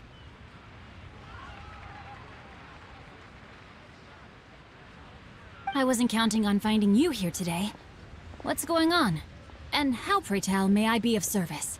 Xingqiu, have you ever heard of Sunset Vermilionite? Oh, I see. So you've entered Lady Ningguang's contest as well. As well? Do you mean... The truth is, the Feiyun Commerce Guild is in possession of some Sunset Vermilionite, but only one piece. We are holding it on behalf of someone who has asked us to put it up for auction, and a lot of interested parties have already come to us inquiring about the price. At the end of the day, it all comes down to supply and demand. In this case, I'm guessing the final transaction price may be in excess of 500 million mora. 500 million?! Honestly, I would recommend that you don't bother bidding on this one. The price is greatly inflated, and it's just not worth it. But without any Sunset Vermilionite... Don't panic. I don't suppose you ever heard of Sea Gazer? Who? Sea Gazer was once very close to Mountain Shaper, but if I am not mistaken, he has already passed away. Yes, precisely. I didn't know anyone else knew about him. According to records of drifting clouds, Seagazer once built an abode to store his rarest and most exquisite treasures, among which was some sunset vermilionite. After Seagazer passed, the abode was abandoned, and its location was lost to time. Luckily, I came into possession of a stack of folk history books just recently. They make some oblique references to this lost abode, and after cross-referencing them against each other, I'm now fairly certain that it is situated in the Lisha area. That's great!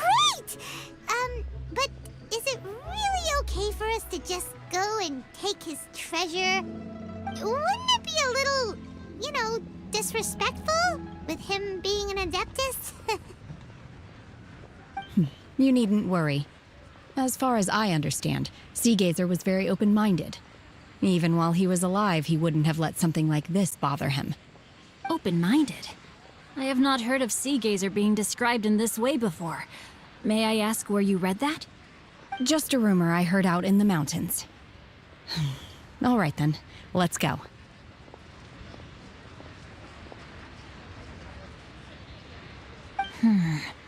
There's something about this young lady that reminds me of a good friend of mine. Oh, I almost forgot. Adepti abodes tend to have very ingenious designs, especially when it comes to their defense mechanisms. Plus, it's likely to be crawling with monsters after being abandoned for so long.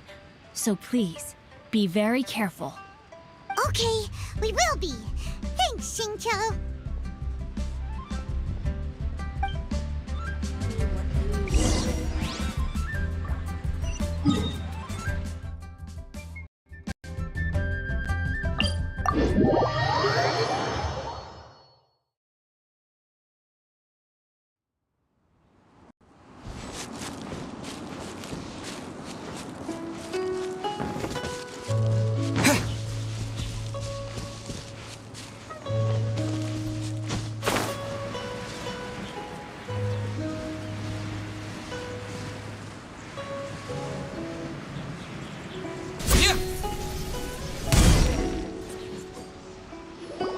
Let's see.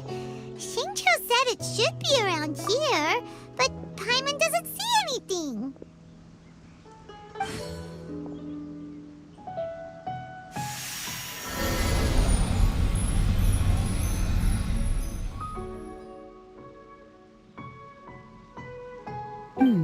This place was hidden using a special Adepti art. But now that I have removed it, we can inspect the area more closely. Wow, that's amazing! Yep, let's take another look around. Hey, look! Is that a new Sealy over there?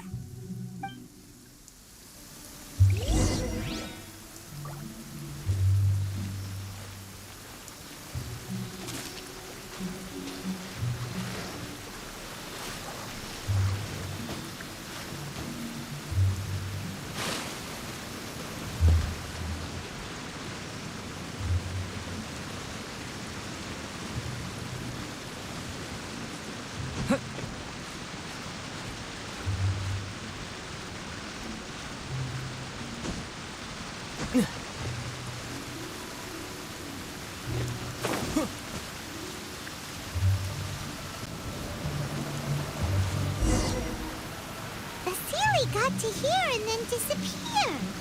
Should we go over and take a look?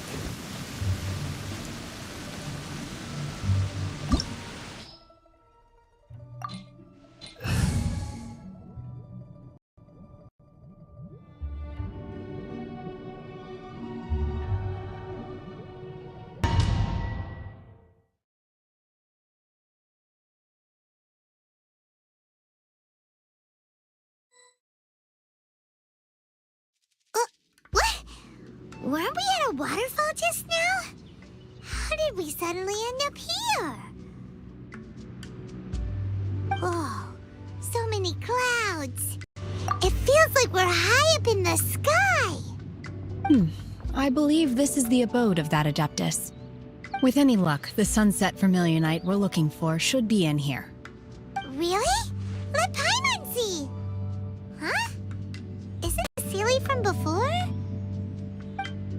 Look, It's gone and snuck beneath the clouds.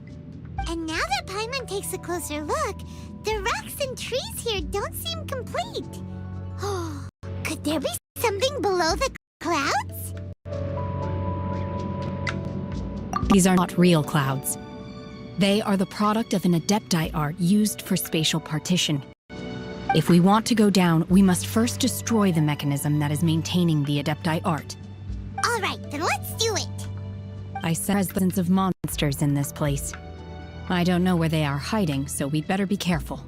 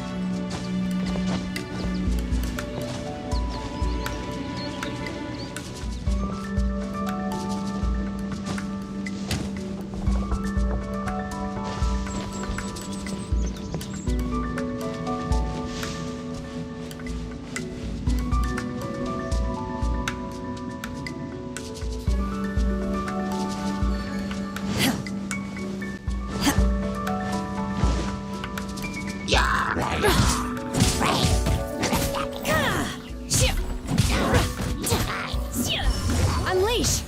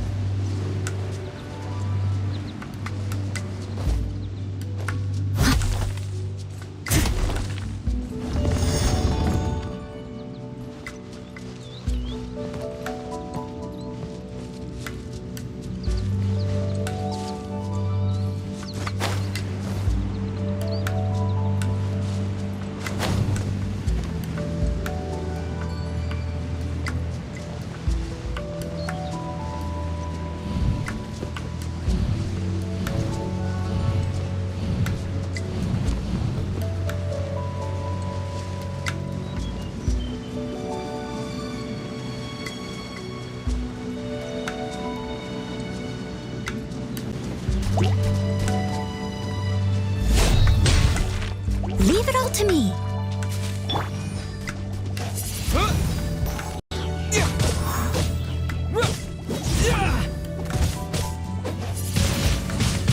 Windblade!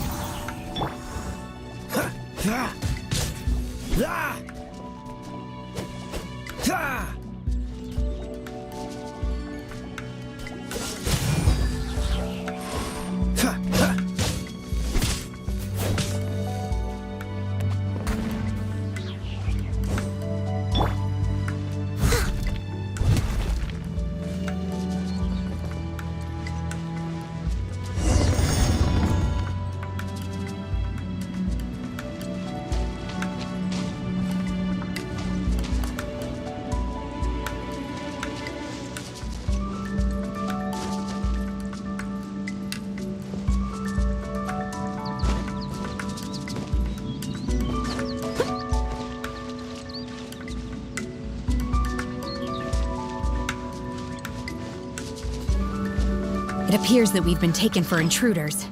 This time, why not allow me to take care of this?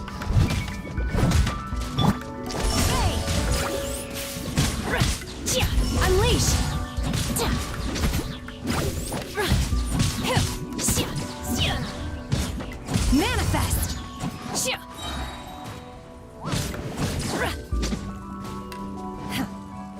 Cryo Incarnate! Obey! In your dreams! The core of the mechanism is exposed. Now's our chance.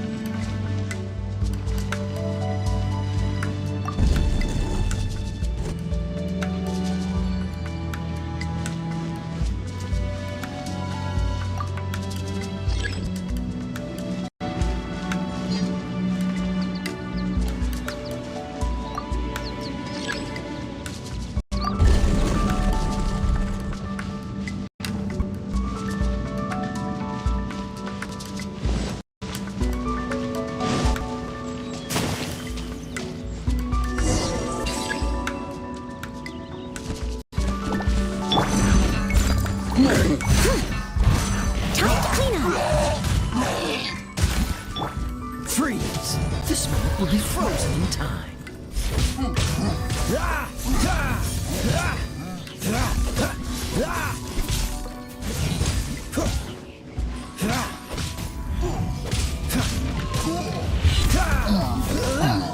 Cool it!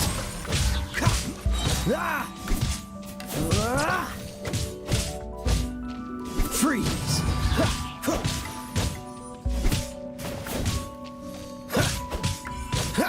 Dodge this!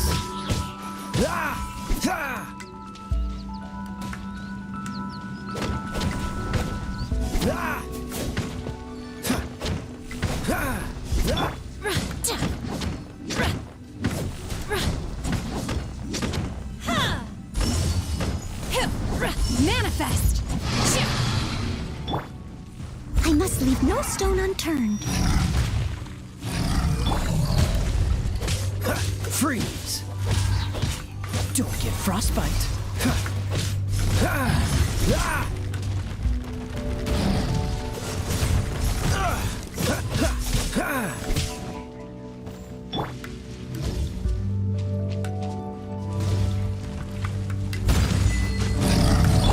Cool it!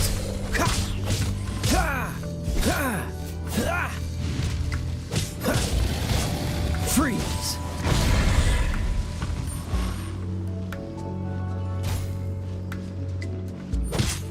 Cool it!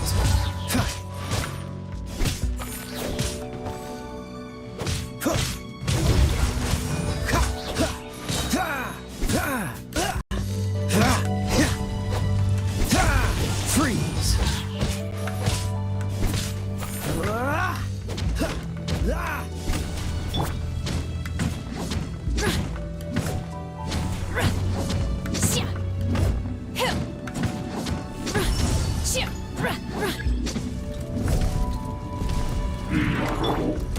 Steady as stone.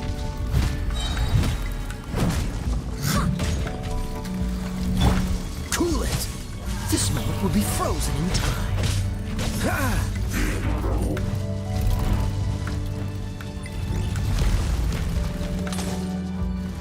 Dodge this!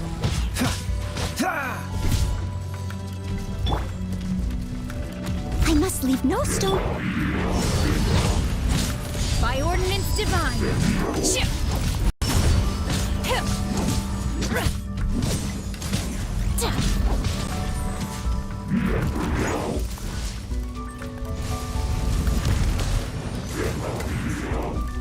Obey. Unleash.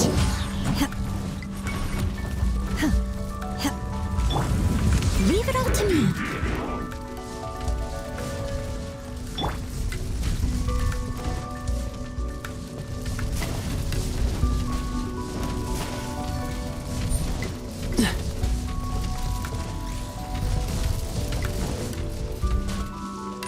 Cool it! Oh, so sorry. Dodge this! Steady as stone. Cryo incarnate. Manifest. As a good knight should.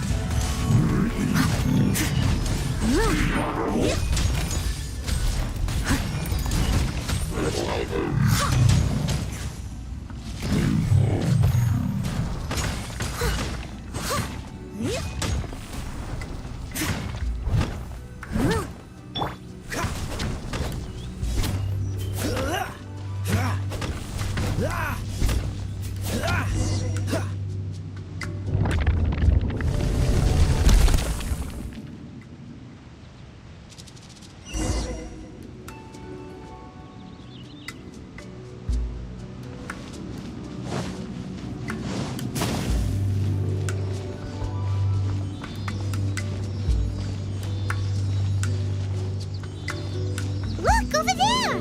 Could that be the Sunset Vermilionite?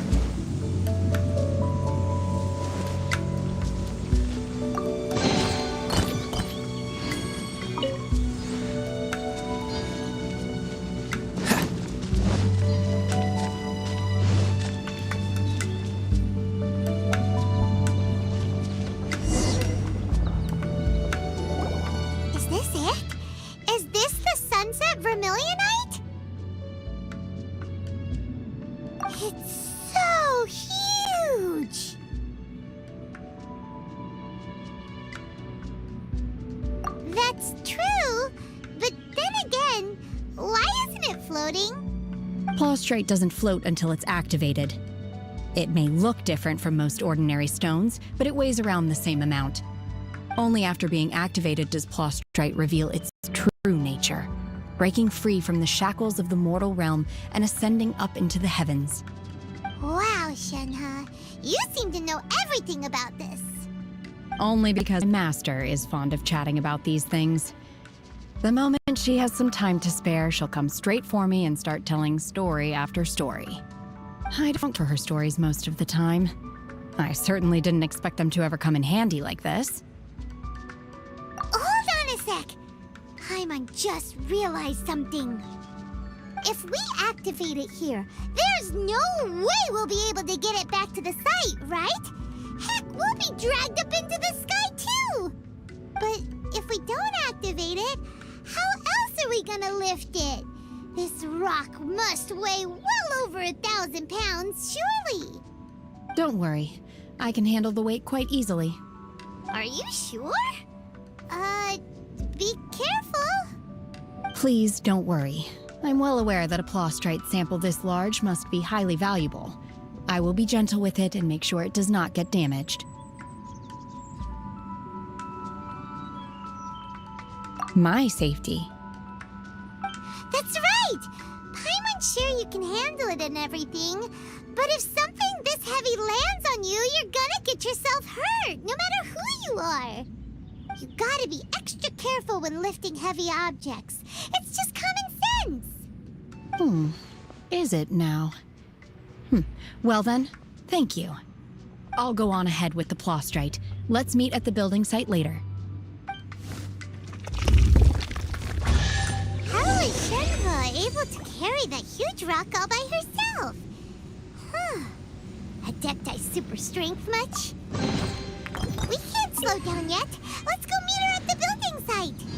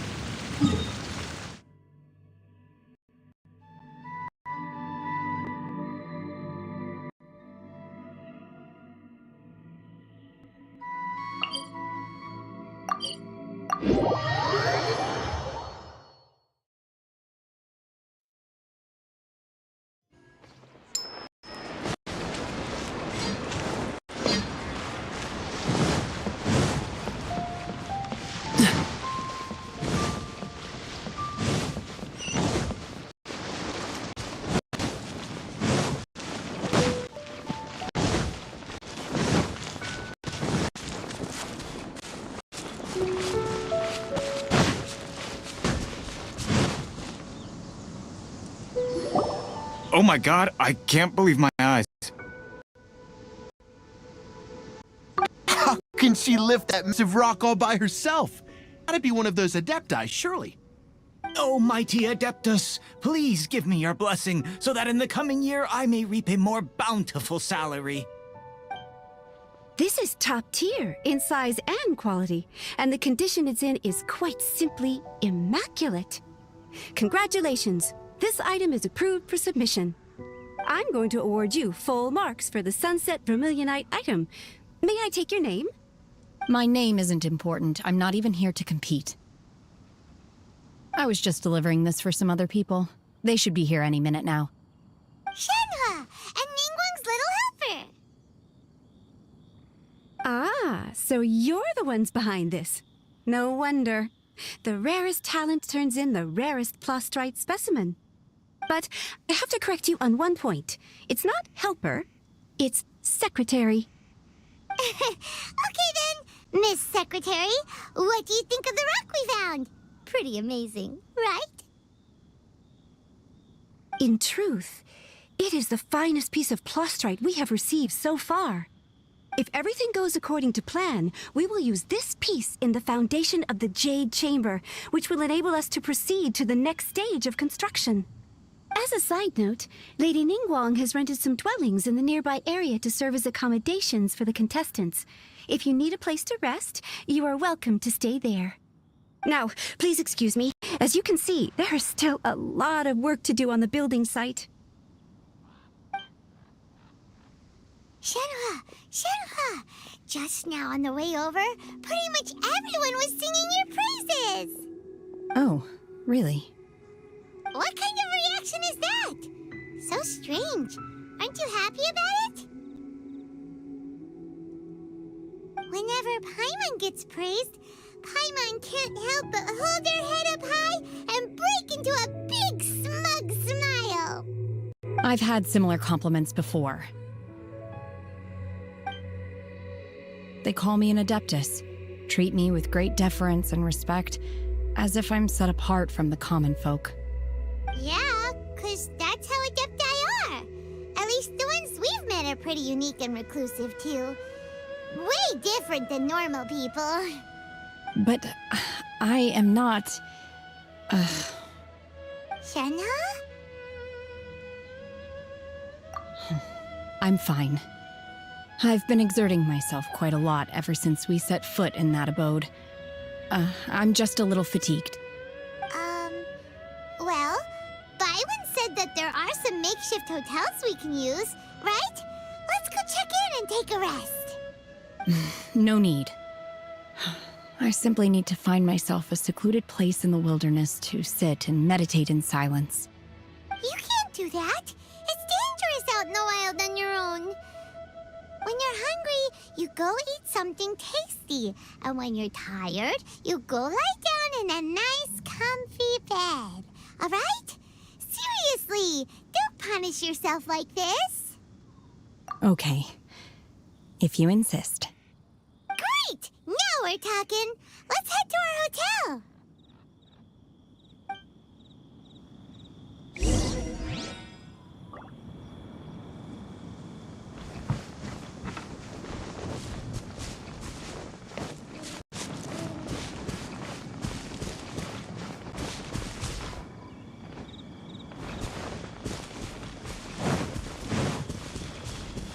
What's the hurry?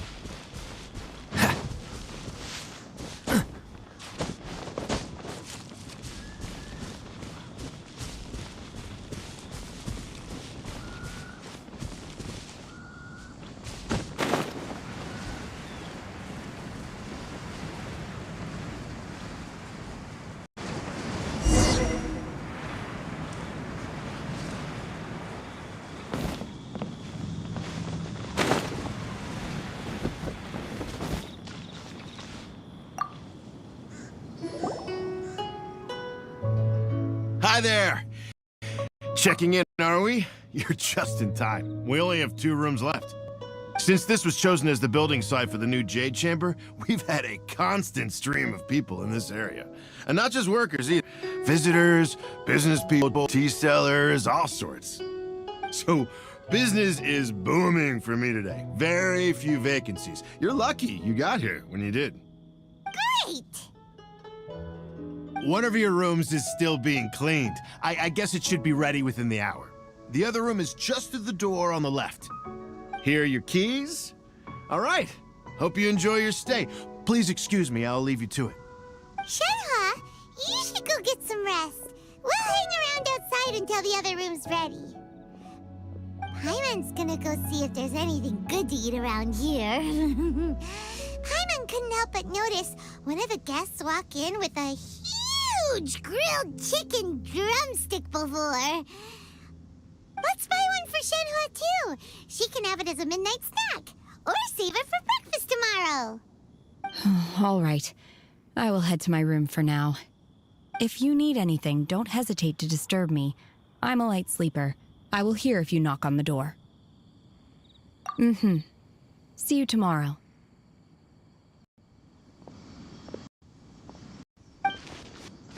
Hey! Isn't that Cloud Retainer? What's she doing here? Let's go and say hi.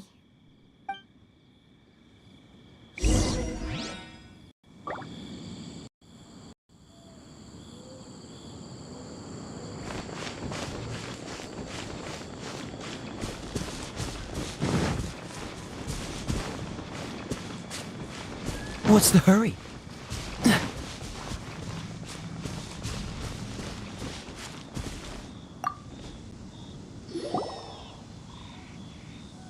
One trusts you have met Shen-He. So, are you getting along quite well? So far, so good. Yeah. So, you know Shen-He too, Cloud Retainer? Naturally. Save for Ganyu, who spends the majority of her time in Liyue Harbor. All the Adepti living today are acquainted with Shen-He to some degree. Cool. So, what's her Adeptus name anyway? Calling her Shen-He feels kind of friendly, but also kind of disrespectful. So Paimon's thinking maybe it'd be better if we called her by her Adeptus name instead. Her Adeptus name?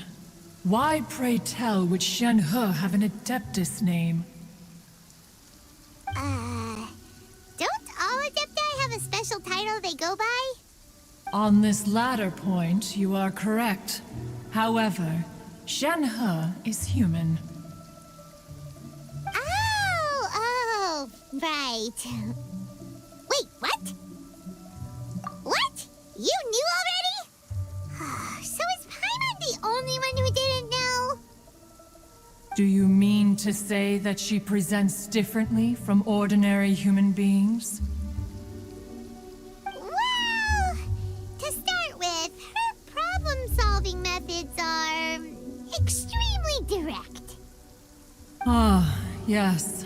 She was like this all those years ago when one first met her. In this respect, she has not changed.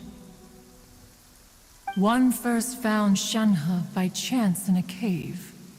One was passing by and sensed the presence of a god's remains.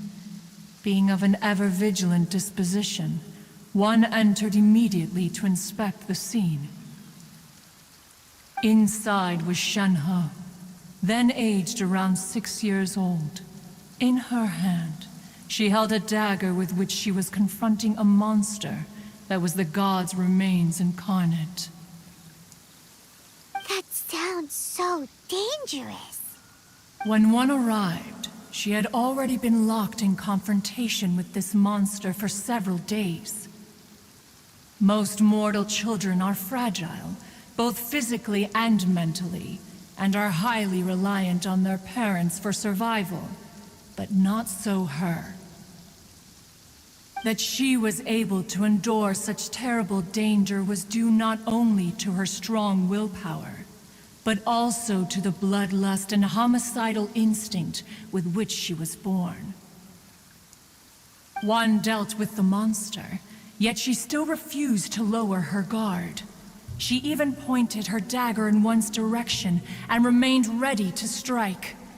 Only after she was satisfied that one had no intention to cause her harm did she finally relent.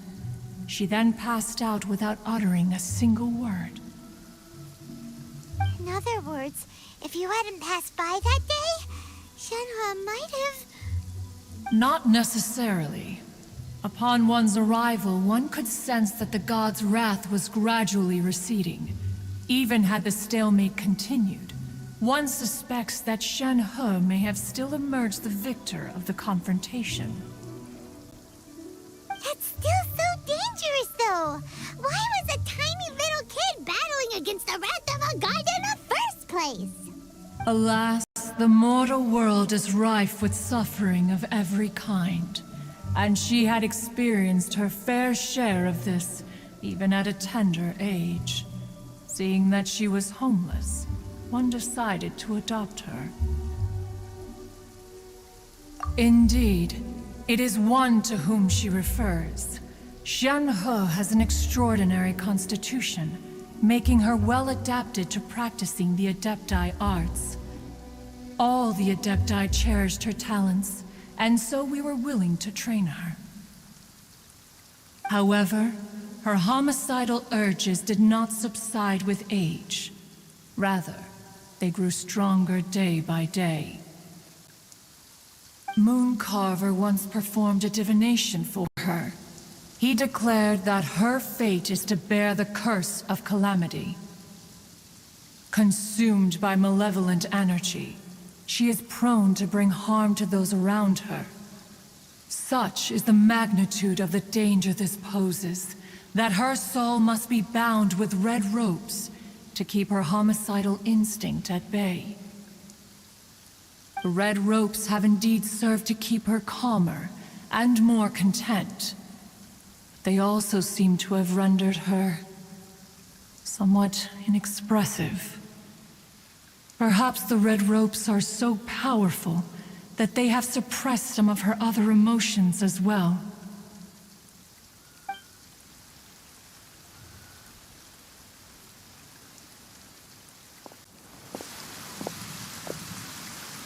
It is only by fate that people's paths may cross. Now that Shenhe's path has crossed with yours, please be sure to treasure the gift that fate has given you, and take good care of her. Oh, now Paimon gets it. You came out here to check up on Shenhe because you were worried about her, didn't you? Huh. You dare draw such a facile conclusion on the nature of one's present excursion? Incorrect. The truth is that while Liyue Harbor may seem peaceful today, danger is always lurking in the shadows. Ningguang once made a bold assertion that this is to be the era of the contract between Liyue and the humans. Well, one is most curious to observe how she will respond to the coming storm. If she handles it admirably, one is willing to be a witness to her achievements. But if she does not, the Adepti shall not hesitate to seize control. Let us conclude our conversation here for today. One has occupied enough of your time, and night is approaching. Be sure to get ample rest.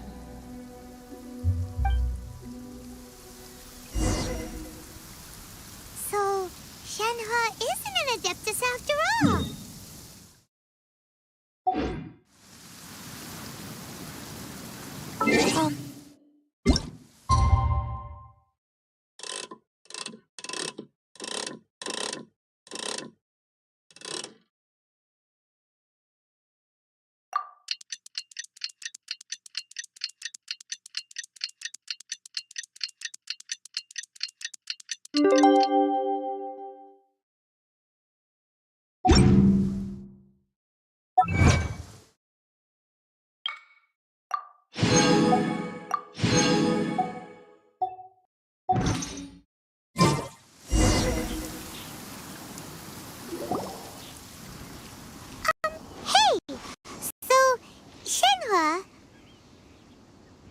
Master has relayed my situation to you, I take it?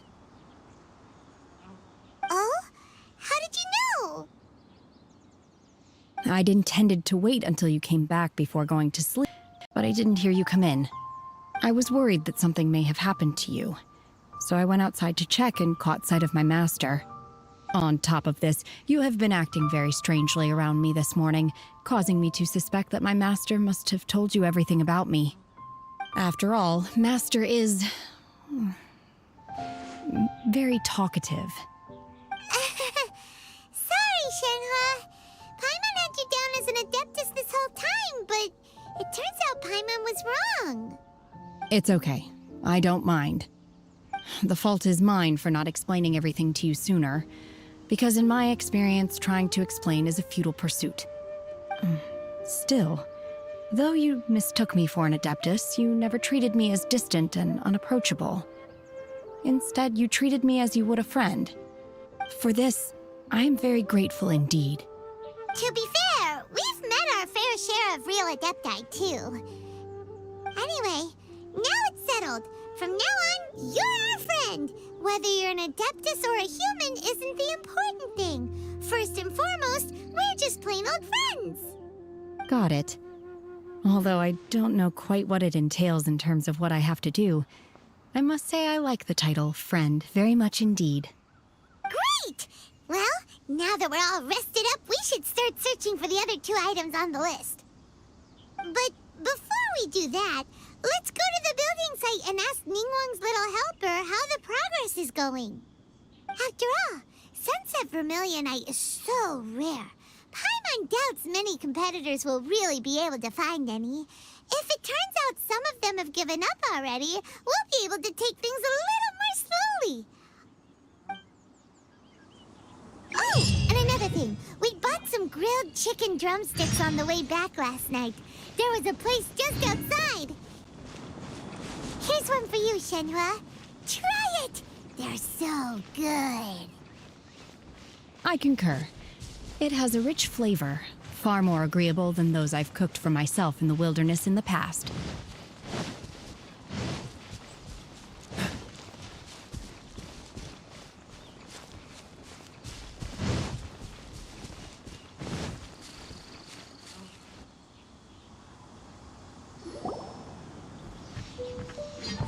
Look!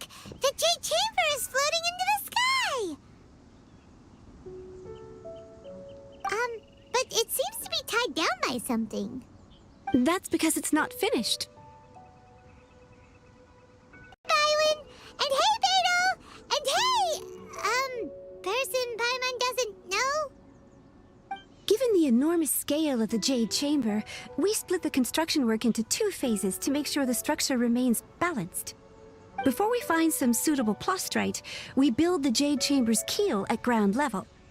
Once the plastrite is ready, we place it into the keel and let the partially constructed Jade Chamber rise up to the height of the surrounding mountain peaks.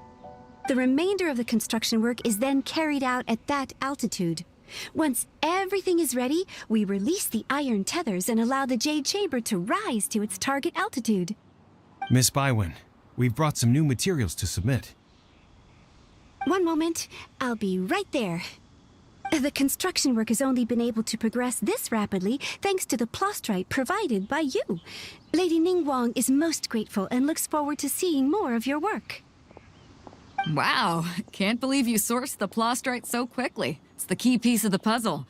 Looks like you beat us to the punch. Beto? You're joining the Jade Chamber contest too? Sure am. I happened to get my hands on a chunk of sunset vermilionite on a voyage a while back, so I figured I'd bring it over. Huh. So even though it's rare, we're not the only ones who managed to get a hold of it. Oh, I've got some introductions to do. This is the renowned Miss Yun, or Yunjin, probably the most famous figure in the Liyue opera scene. Greetings. These two are Paimon and the Traveler, both good buddies of mine. And this is... sorry, not sure we've met. Shenhua. I am their... friend. Good to meet you. A friend of a friend is my friend too. Or, as I like to say, a mate of a crewmate is part of the crew. Miss Yun is also here for the contest. Turns out she needed to borrow a boat, so we came together. It's an honor to finally meet you both. I've heard much about you. Miss Shenhe, though we are only meeting for the first time, I have a feeling that we will get along very well indeed. To be honest with you all, I am in great need of this opportunity to ask Lady Ningguang a question. That's why I joined the contest. Thanks to my father's connections, I was able to acquire a specimen of the plastrite required. Fortunately, it was approved for submission, despite being a little on the diminutive side. Wow. So it looks like the three of us are competitors now. Excuse me for prying, Miss Shenhe, but are you competing as well? No, I don't have any questions for Ningguang. I just wanted to help him win. In that case, I have a proposal to make. Lady Ningguang said that the first 3 contestants to procure all 3 materials will be awarded the chance to ask a question. Well, there are 3 teams here. We can split the prize between us. Instead of competing against each other, we could work together to secure the top 3 places between us. What do you think? Sounds great, but how does that change things exactly? I think I see where you're going with this, Miss Yun. The plastrite was the most difficult item to source by a long shot. Luckily, all three of us managed to get our hands on it. The two remaining items aren't quite so rare, so as long as one of us finds a way to source it, the other two can hop on the bandwagon. How'd I do? Is that what you had in mind? Precisely. Huh. Interesting approach. Okay then. All right, I'll go first. I have some leads on these wonder cores. From what I've heard, the core itself is really not that difficult to make. The hard part is getting hold of the ore used as raw materials. I'm gonna head to the ship and ask Suling if he's heard of them. You guys... We will head into town and seek advice from Master Zhang of Hanfeng's Ironmongers.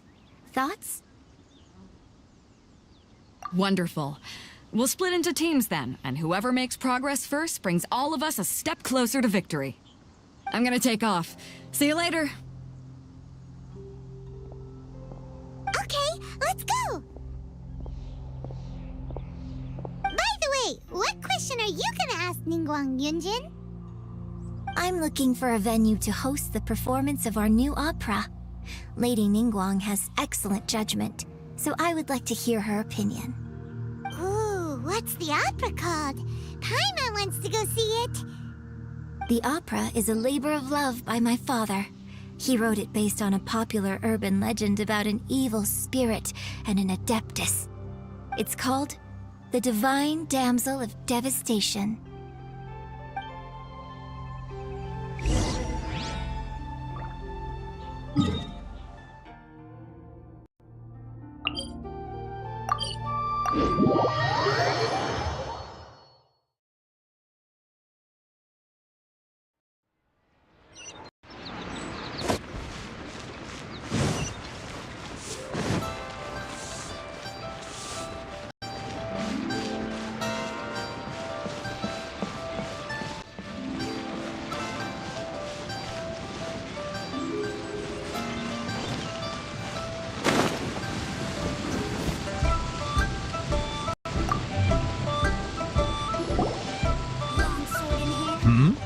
Ah, hello. Are you here for something off the shelf, or do you need something forged? Excuse me, Master Young. We were wondering if you'd heard of something called a Wonder Core. Of course I have. Sorry, who's asking? My name is Yunjin. Perhaps you don't know me, but I believe that you forged some weaponry for my father in the past, for stage use. Yunjin? Stage use? Oh, so you must be Miss Yoon. Sorry, my brain's finally caught up. It's not used to doing much beyond bashing a hammer all day. Everyone's heard of you, Miss Yoon, even folks who don't make it to the opera all that often. Like myself. So, you're here to ask about wonder cores, huh? As it happens, I do know how to make them. Matter of fact, I made some for Lady Ningguang back when she was building the original Jade Chamber. The types of ore needed to make wonder cores are a little hard to come by. Lady Ningguang supplied them herself last time. I don't suppose you've brought any yourselves? No, we were gonna ask you what kinds of ore we need. Sure. Well, you'll need two kinds. Star Splinter Iron and Subrosium. If I remember correctly, Lady Ningguang sourced her Star Splinter Iron from the Mount Tianheng area. They say it resonates with visions. It could take some work, but if you stick with it, you'll find some eventually. As for the Subrosium, though, that's trickier. It's all but unheard of on the market. I'm really not sure. Sorry. What I've heard is that the people around Mount Tianheng have some sort of magic trick that can pinpoint the location of the stuff. Of course, it's probably just hearsay. If you want my advice, start by looking for Star Splinter Iron around Mount Tianheng. And if you run into any locals, ask them a few questions about Subrosium. Mount Tianheng. Interestingly enough, the story of the Divine Damsel of Devastation also takes place on that mountain. I hear the view there is quite spectacular, A favorite destination of the Adepti, in fact. Perhaps it can give me some inspiration. Let's not delay. We should head straight there.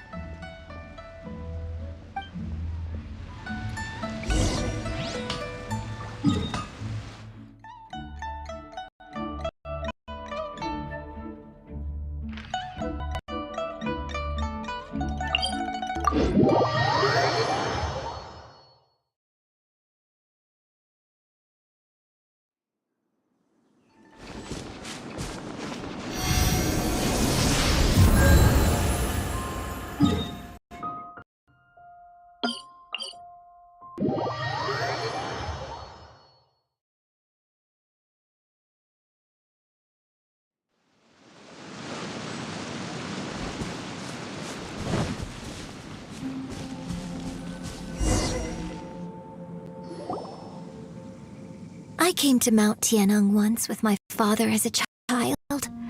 I remember it such a climb that I could barely feel my legs by the time we reached the top.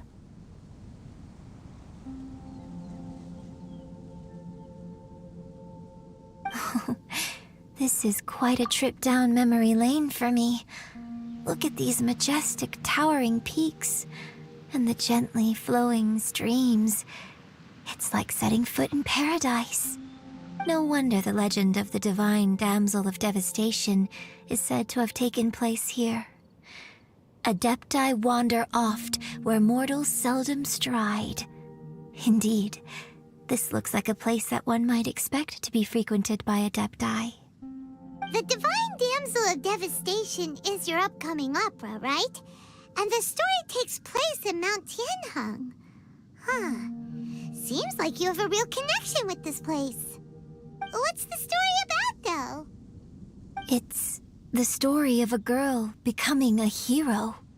Cool. A hero story? They're Paimon's favorite. The legend first arose in this area. It is said that there used to be a prosperous village on the mountain. In that village, there was a loving couple who were completely devoted to one another. One day, a terrifying monster appeared.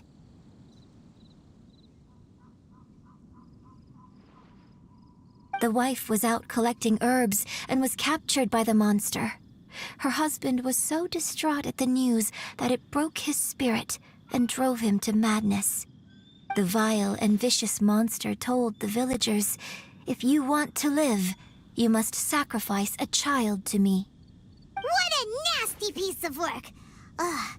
Paimon sure hopes this monster gets put in its place! But the monster was so terrible and so strong that all within the village were terrified of it. They had no choice but to give in to the monster's demand. Just while they were discussing whose child would be given over to the monster, a little girl suddenly stood up and came forward. No! Don't do it, little girl! Unbeknownst to anybody else, she was concealing an exorcist's blade. She approached the monster's lair, feigning fear and trepidation. When she finally arrived, she courageously drew her sword and entered into a fierce struggle with the monster, from which she eventually emerged as the victor. Her extraordinary abilities drew the attention of the Adepti, and they took her as one of their own. Her story became the stuff of legends. But alas, the paths of mortals and Adepti seldom cross, and she would never again re-enter the mortal world. And so, destined to grace the mortal realm for but a brief moment, she vanished like a wisp of smoke into thin air. That's how the opera ends. I really like this story. But I personally think that perhaps the little girl was not as brave as the opera makes her out to be. I'm not sure she deserves all the praise she is given. I've never considered that before.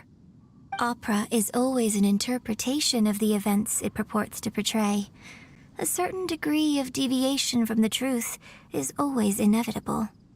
When my father wrote the script for this play, I suppose his intention was to inspire his audience with the character of the Divine Damsel. I think it's a great story. The ideal story.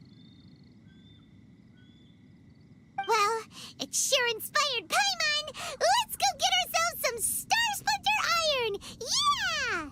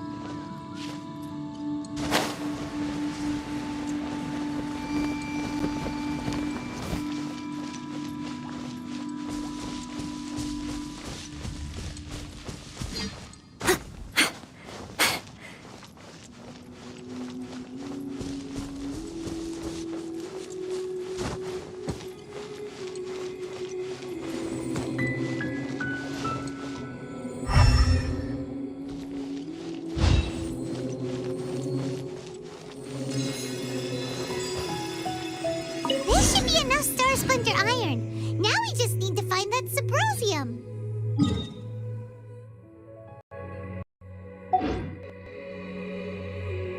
I think I saw a village on our way here. Master Zhang said we should ask the locals for help. Why don't we try there?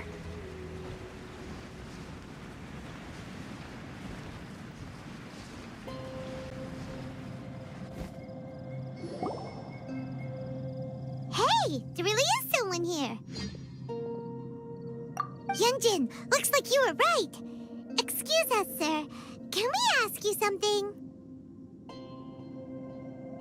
Huh. He didn't seem to catch that. Hello, sir. We were just passing by and wanted to ask if you happen to know anything about Subrosium.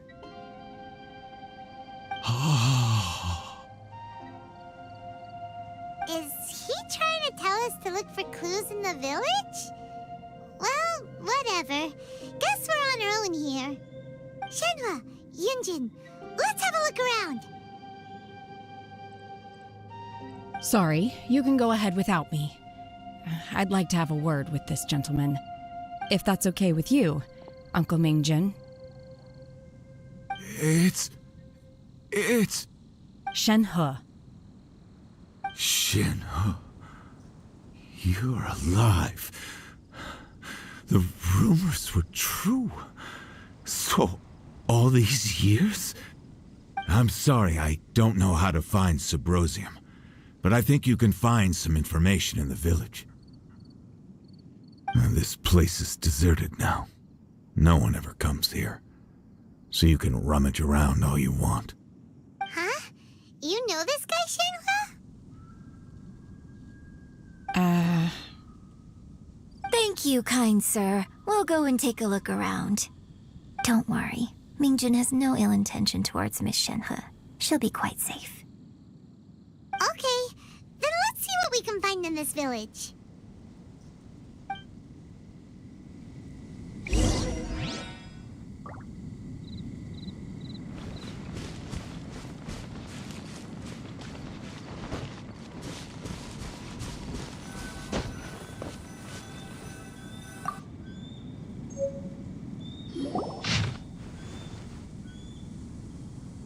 The remains of a god, an abandoned village, Mount Tianheng.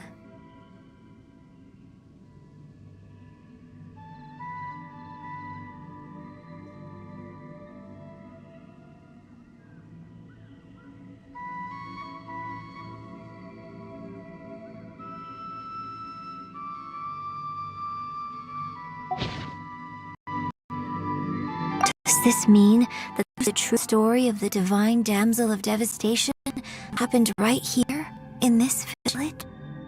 The time certainly matches, so it seems we're in the right area.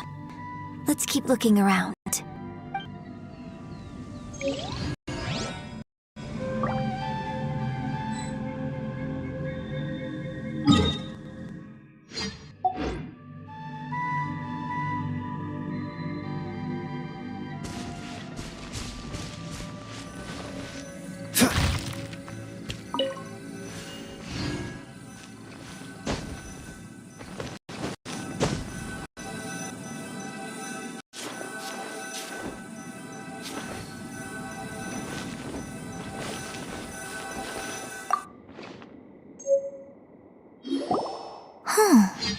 What's this?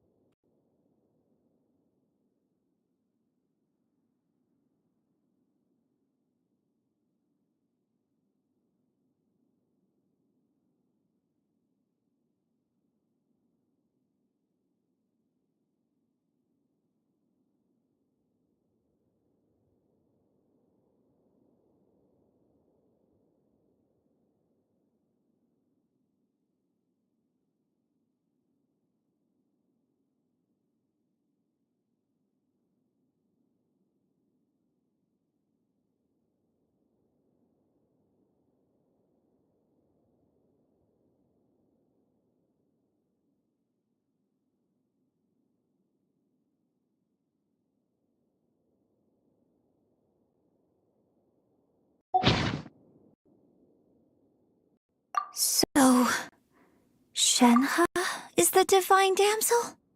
Now that I think about it, she does behave rather like an adeptus, and she is about the right age. So that's why I've been getting the strangest feeling whenever I chat with her. I should have noticed it earlier.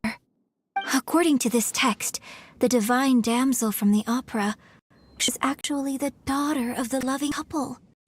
And she didn't volunteer. She was sacrificed to the monster by her own father. The truth is even more lamentable than the opera. Now I understand why Shenhe said the girl was not as brave as people think. It wasn't her choice to enter that ghastly situation. She was forced into it.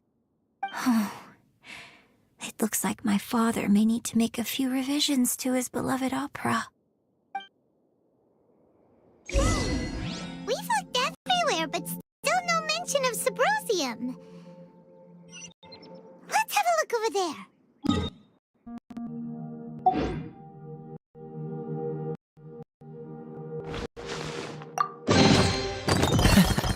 Quite the find.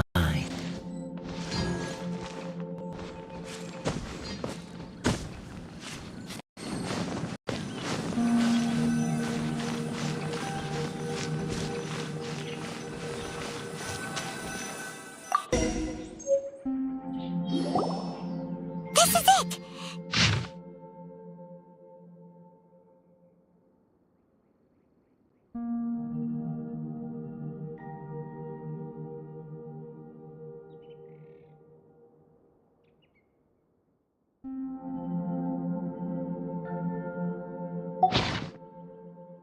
So basically, we need to go to the middle of the lake south of Mount Tianheng at dusk, and we'll find us some Subrosium! Let's go back and tell Shenhe the news!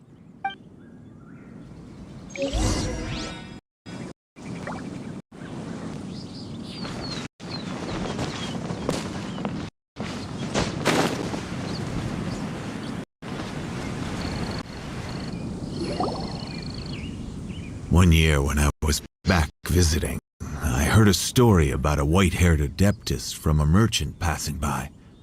I never imagined it was you. I was a very close friend of your father's. I could have stopped him from performing the summoning ritual. I had plenty of chances, but I couldn't bring myself to stand up to him. I just let things happen, let it all escalate. Well, we all know how that story ended. I bring flowers back here every year. And each time I wish I had a chance to apologize to you.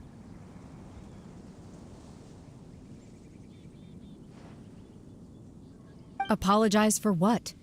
If you'd stopped him, he'd only have found another way.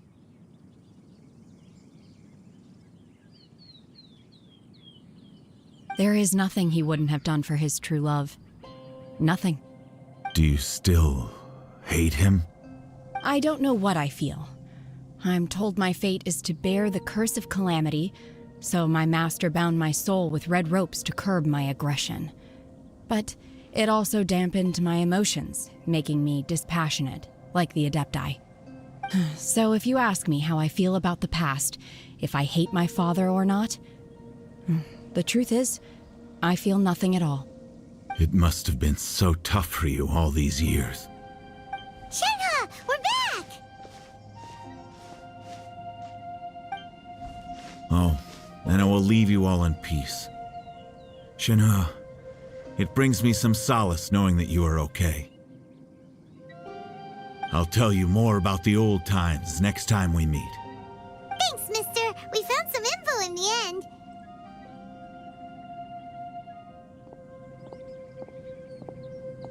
Shenhe, look! This tells us how to find Subrosium.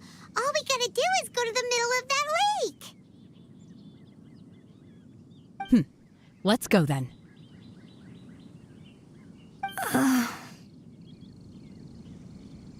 Miss Shenhe, there's something I'd like to talk to you about. Just now, in the village, we found your father's diary. It turns out that many of the details in the Divine Damsel of Devastation are not true to the facts. So I'd like to change them. Why? I know I say that opera always deviates from the truth, but now that the main character is standing right here in front of me, I cannot simply dismiss your lived experience in favor of my father's fiction. It's okay. I like your version.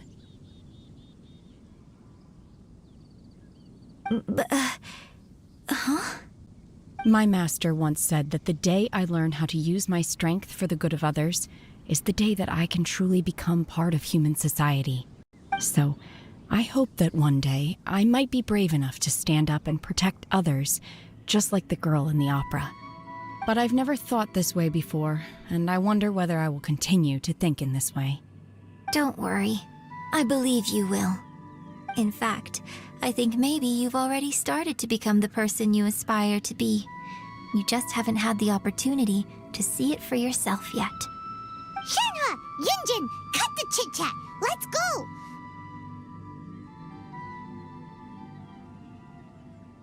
We can't let someone else beat us to it!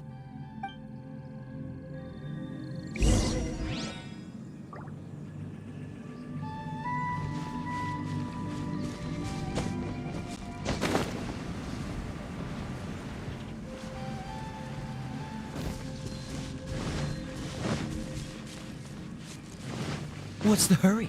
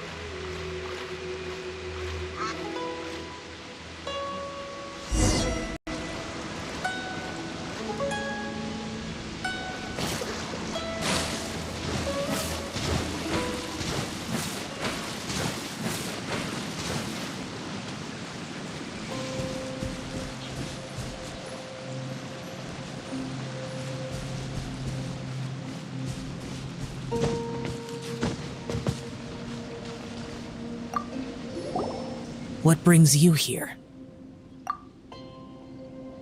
Have they found a solution to the danger in the sea? Ningguang didn't tell you. Something has happened in Guyan Stone Forest. According to the contract, as an Adeptus, I should not get involved for now. But these things can be unpredictable.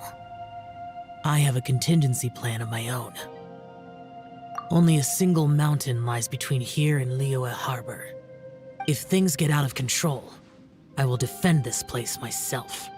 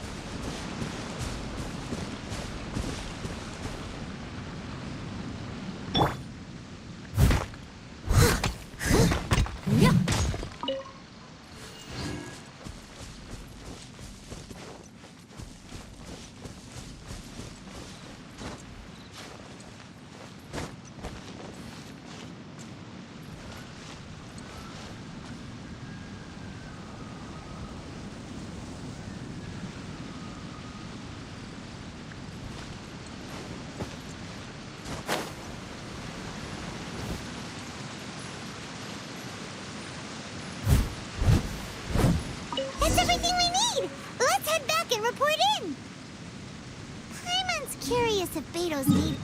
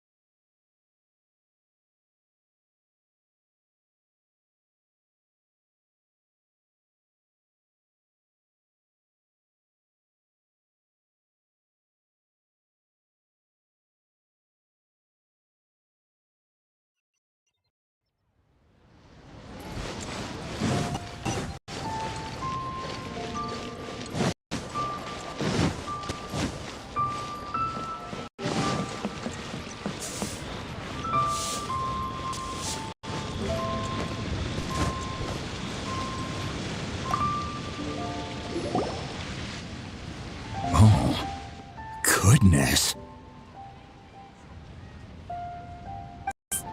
So, are they okay? This is some top quality ore you found. I think I'll get a good product out of these. Guess now it's my time to shine. Hey everyone, how's the A-team doing? I ran into a bit of a brick wall on my end. Suling's never seen a Wonder Core before, and says it'd take a lot of research for him to get up to speed. The Wonder Course to me. I'll work on you go about your business. Don't worry. It won't take me too long. Much obliged, Master Zhang. We should look into the Adepti sigils next, but where should we find items relating to the Adepti? I'll sort that out. Oh? You got this then? Yes. I have been training with the Adepti for years. I know a thing or two about making sigils. When we first met, I came for the Jade Chamber, not Pest. In fact, I came specifically to deliver Adepti sigils. Master heard that Ningguang was planning to rebuild the Jade Chamber, so she sent me to deliver some Adepti sigils to her. Master also said she hoped that I can take this opportunity to rejoin human society. But now that I'm here, I wonder if I've been removed from the world for too long. There's so much basic knowledge that I lack. Maybe it won't work for me to stay here after all. But either way, I'm very glad to have met you, and I'll take care of those Adepti sigils. Without knowing the ins and outs of your situation, I can't say whether you should stay or not. But now that our paths have crossed, we'll always have a connection. So if you're ever feeling down, come find me on my ship. There'll be a drink waiting for you. Thank you. So, Master Zhang, I'll need to use your facilities to make the sigils. Fine by me. I'm actually curious to see how the Adepti arts work. Maybe I'll learn something.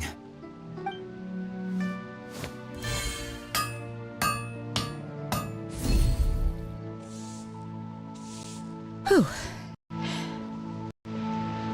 The sigils are ready.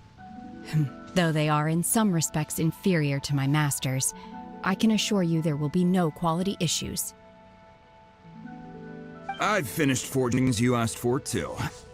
Great! Let's go submit them before someone else gets there ahead of us.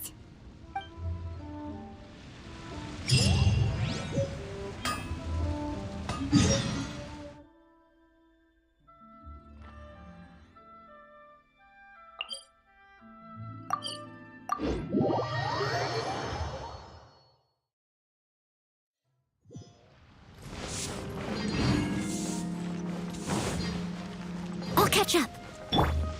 What's the hurry?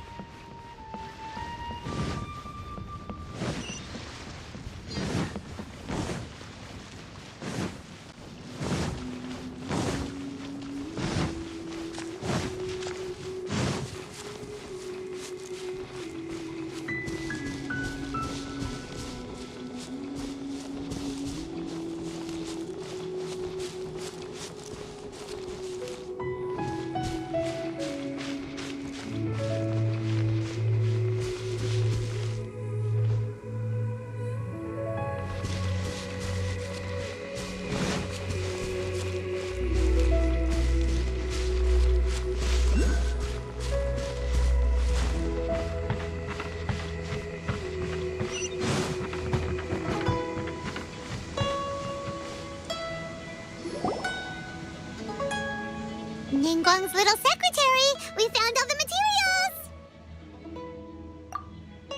Oh, already? All three of you found them together. Okay, I see. The Wonder Cores and Adepti sigils look good. It seems that we found our winners.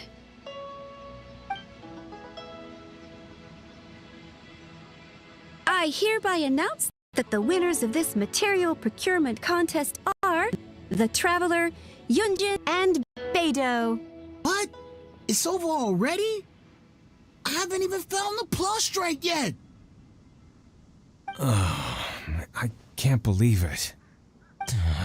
So close, but so far. I'd like to invite our three winners to please proceed to the Jade Chamber, where Lady Ningguang is waiting for you. Where's Beidou? She was right here!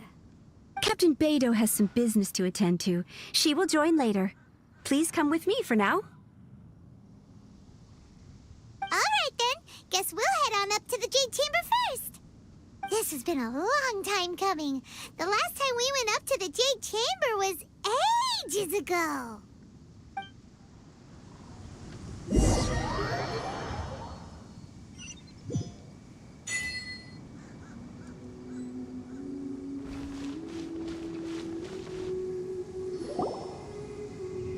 Combine the Adepti sigils with the Wonder Cores and insert them into the Jade Chamber's control compartment.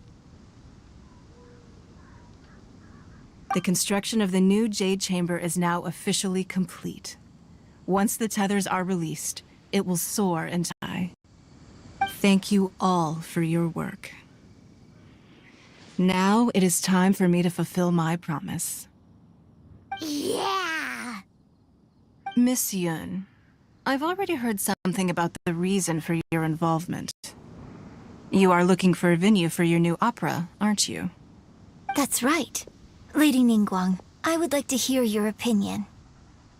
The unveiling of Miss Yoon's grand new opera surely requires a venue of equal grandeur. So what would you say if I proposed that we stage your first performance right here, in the newly built chamber? The Jade Chamber offers a splendid panoramic view of the mountains and the bus city. It is fitting for the finest performance to be hosted in the heavens. I can think of no better stage for you than here, Miss Yun. Thank you, Lady Ningguang.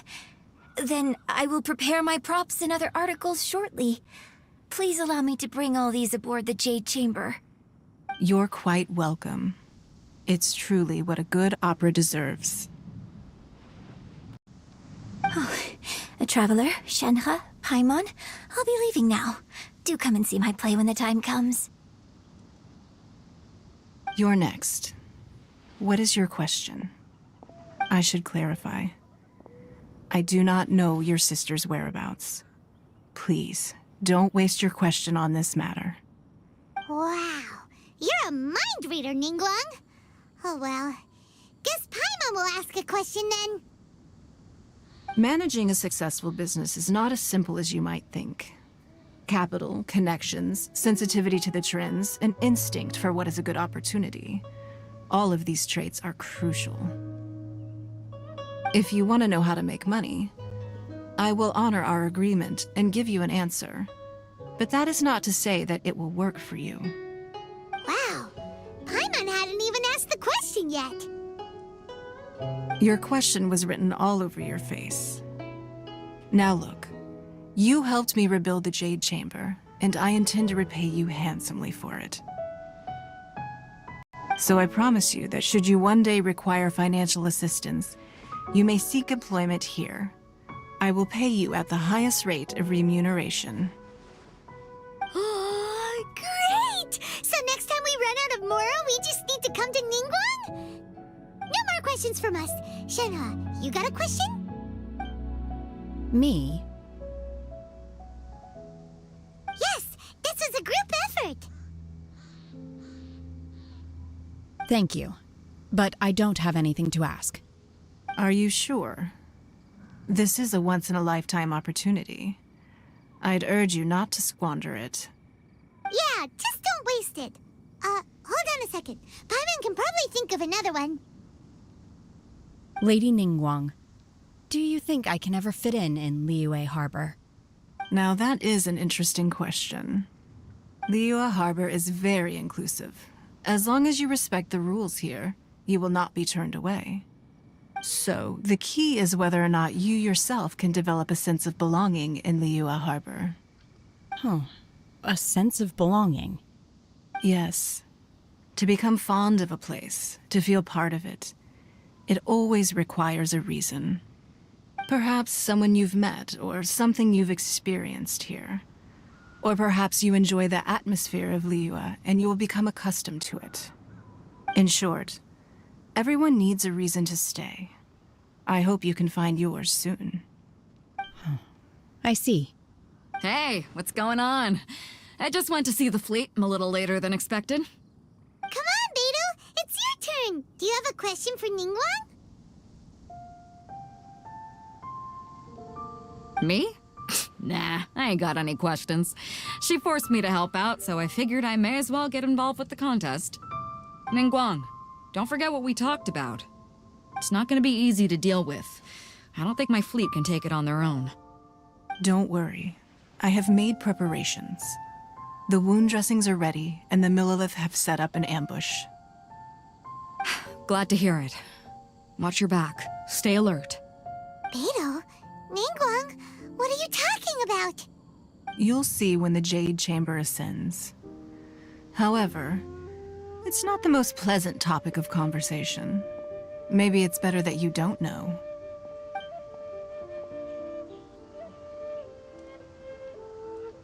When I first set foot in the Jade Chamber, I stood at the edge of the platform and looked down upon Liyue Harbor far below. At that time, I dreamed that one day the Jade Chamber's shadow would be seen in all 7 nations of Tevat. My wish has not changed to this very day, However, it is not only out of consideration for self that I have built the Jade Chamber anew at this time.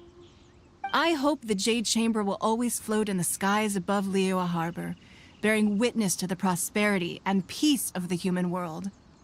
And I hope that you can all witness it with me. Let the Ascension ceremony commence!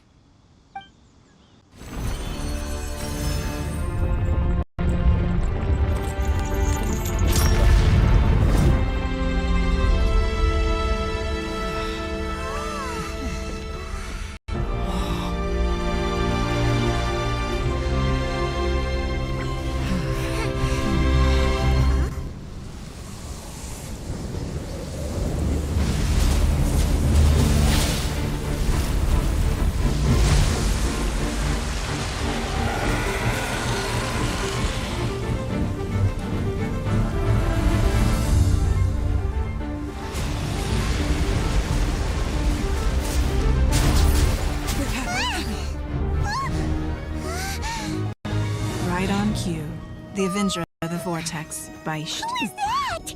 Osial's wife. Final follower of the Overlord of the Vortex. Sounds like you knew this was coming! Beidou sensed something was stirring in the deep. She warned me months ago. Knowing she has hatred toward the Jade Chamber, I chose to rebuild it now as a way of drawing her out. Got it. Well, let's go fetch the Adepti. No. Huh? In this human age, the people of Liyue must find a way to overcome this crisis on our strength.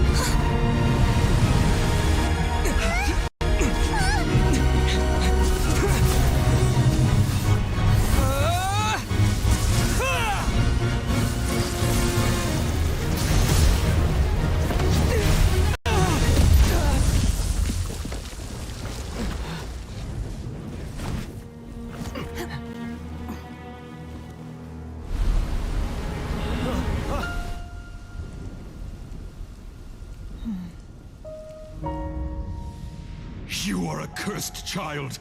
Your life brings nothing but disaster to us all. At least if you die, I can bring her back. The day you learn how to use your strength for the good of others is the day that you can truly become part of human society.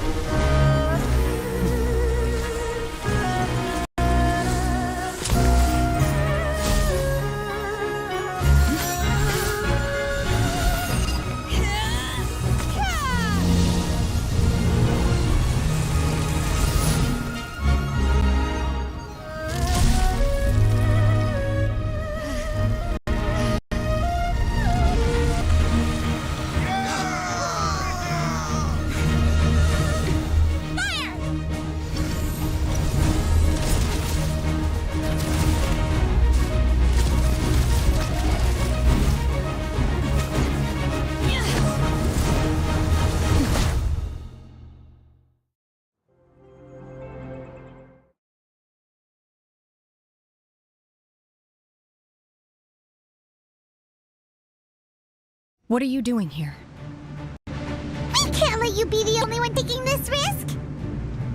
I hardly see this as a great risk. The people of Liyue Harbor are well prepared, and she is already badly injured. only sheer willpower is keeping her alive. I may be nearing the end of my stamina, but in a fight to the death, I think I have the upper hand.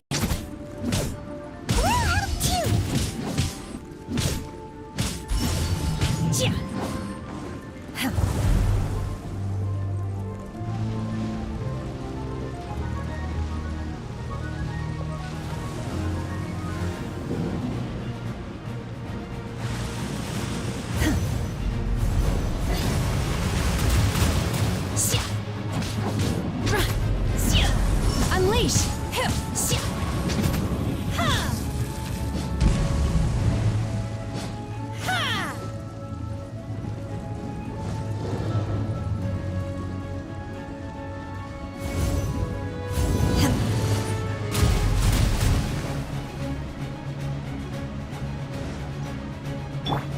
I must leave no stone unturned.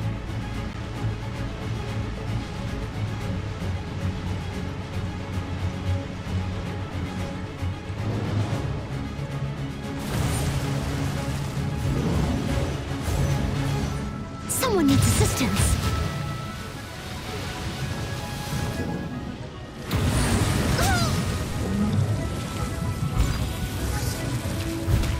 Dodge this!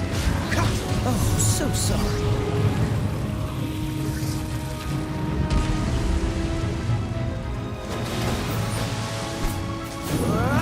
Cool it!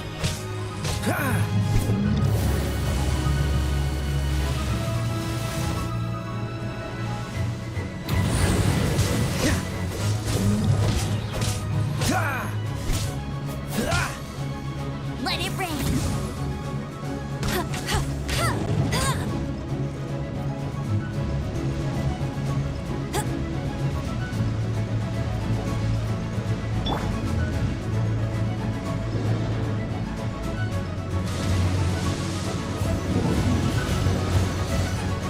Steady as stone.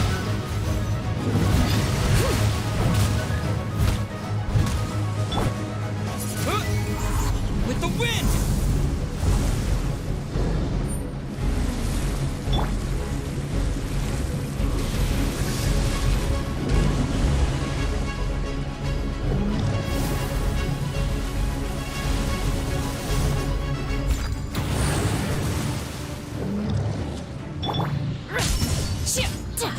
Manifest!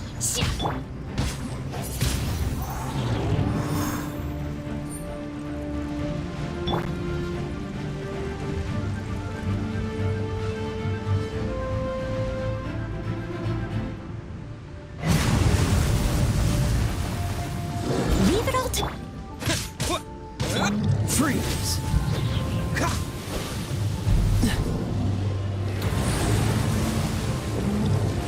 Dodge this! Don't get frostbite.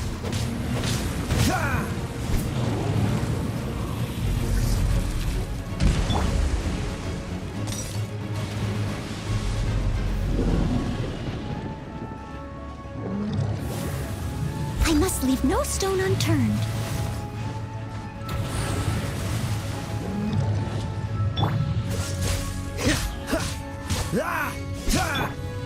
By ordinance divine!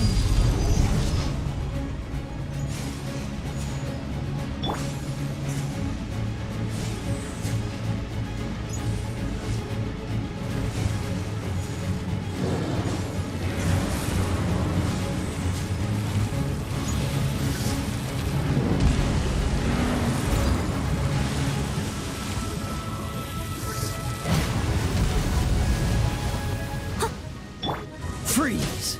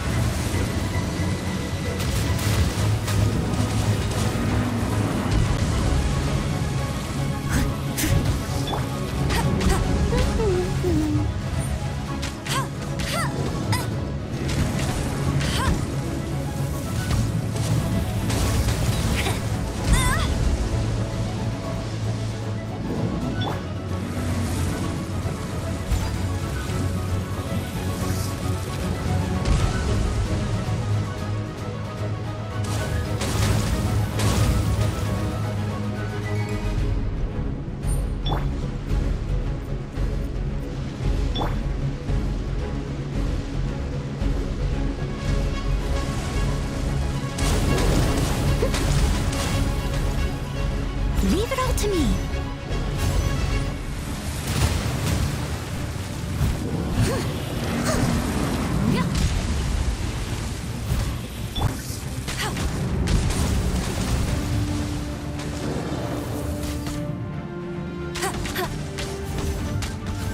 I'll race you there.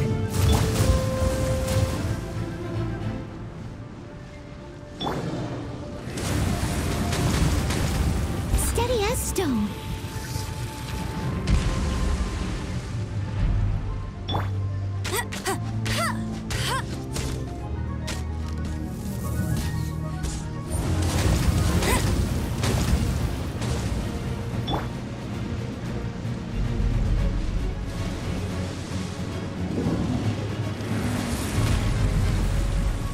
I must leave no stone unturned.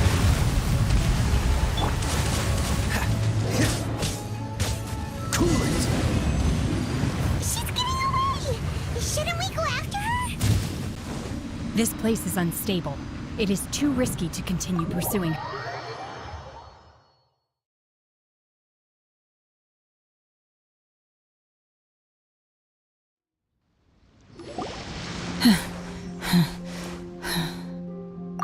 I'm just a little exhausted. Otherwise, fine. I wanted to deal with it myself. I didn't expect you to follow me. Don't worry. She's not coming back anytime soon. After an injury like that, she'll likely seek refuge somewhere else. How did things go underwater? It's been dealt with. She was injured before entering the water. It didn't take too much effort to finish the job. Good. So the crisis has been safely averted. When you visit the Jade Chamber in the future, you will be afforded generous treatment. Lady Ningguang, the fleet reports that the sea monster has left Guyan Stone Forest and the surrounding waters have returned to normal. Thank you. How are the Millilith? Thanks to the medical supplies you prepared and Lady Keqing's command, our losses were minimal. Of course, we owe huge thanks to this young lady for her help. On behalf of the entire Millilith, thank you for your service.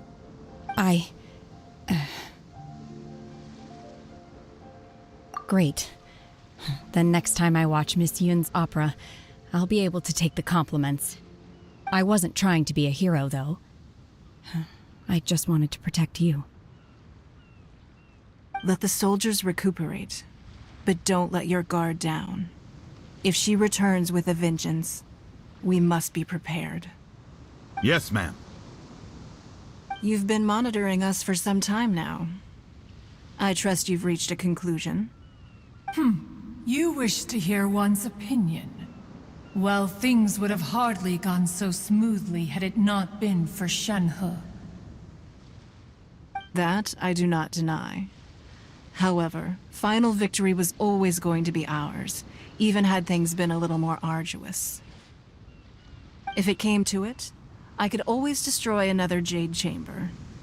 One has observed your adaptation of the Guizhong Ballista, and find oneself compelled to admit that you have evidenced some degree of novel thinking. You have learned from past failures and prepared for this crisis in advance. This is considerable progress compared to the last time. Hence, on balance, one finds your performance during this trial satisfactory enough. But there will no doubt be further trials to come in the future. Do not suppose that one will not continue observing you hereafter. While the position of Tianquan remains mine, I will always ensure Liyue's safety. Shenhe, one saw you secretly venture out from the mountains a few years ago, and noticed the air of dejection in which you returned. Hopefully this trip to Liyue Harbor has been a different experience. Yes. I can't explain it, but I feel happier than I expected. Good. Traveler, please take good care of Shenhe. She is a dear child. In fact, one has many fond memories of Shenhe's childhood that she may be interested to hear about. There'll be no need for that. Oh. They are all like this. Fine. Since you care not to listen, one shan't be telling you. One shall be going homeward now. Please, have a good rest. Come to the Jade Chamber when you have recovered your energy. We must celebrate both the completion of the Jade Chamber and the fact that Liyue has weathered another crisis. This banquet must be the most spectacular ever.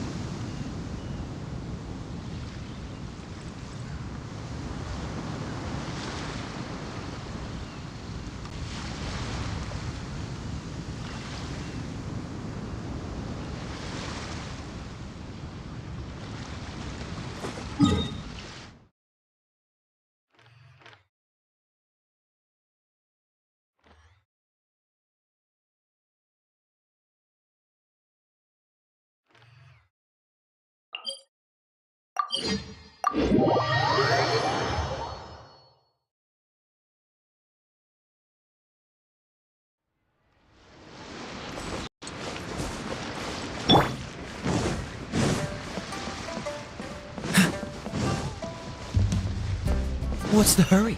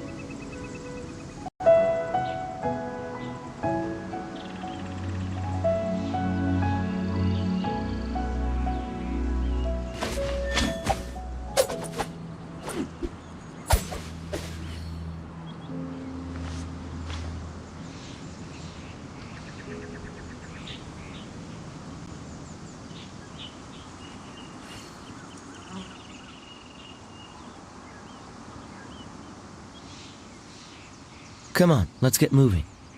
We're not frozen in place after all.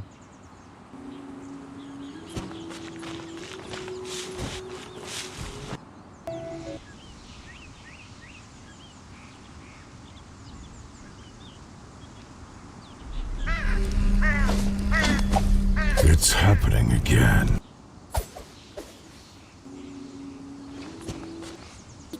Maybe this ability to the cream of Lee.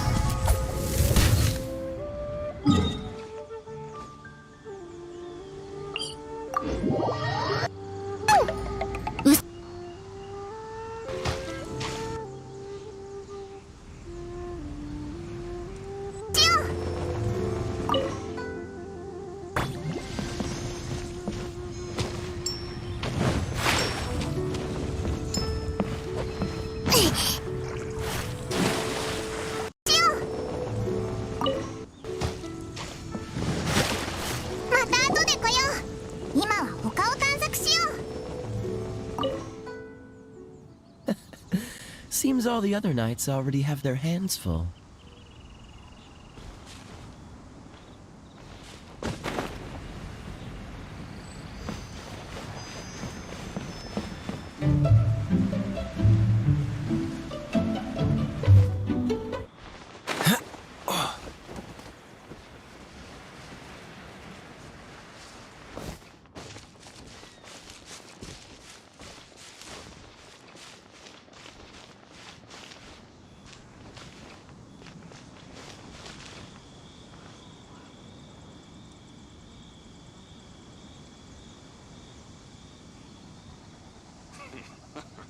Standing guard ain't so bad.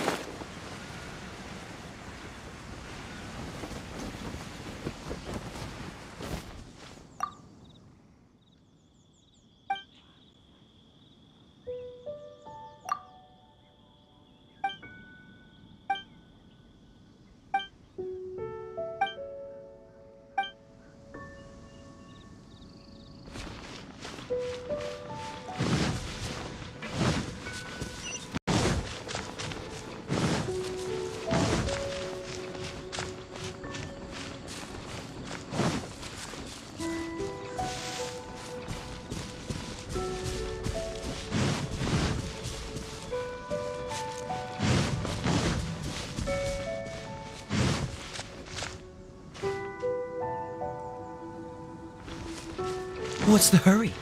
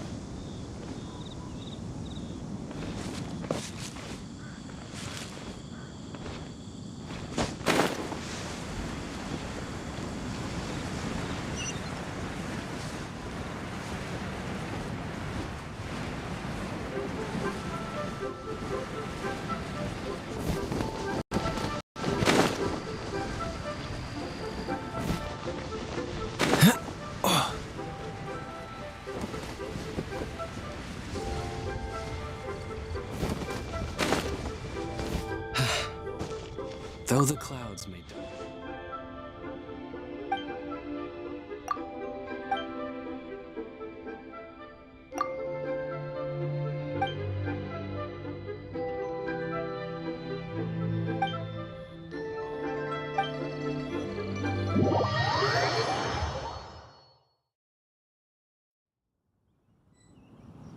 Wow!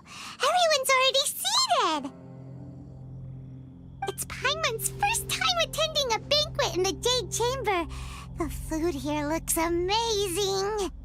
All of you here are my distinguished guests.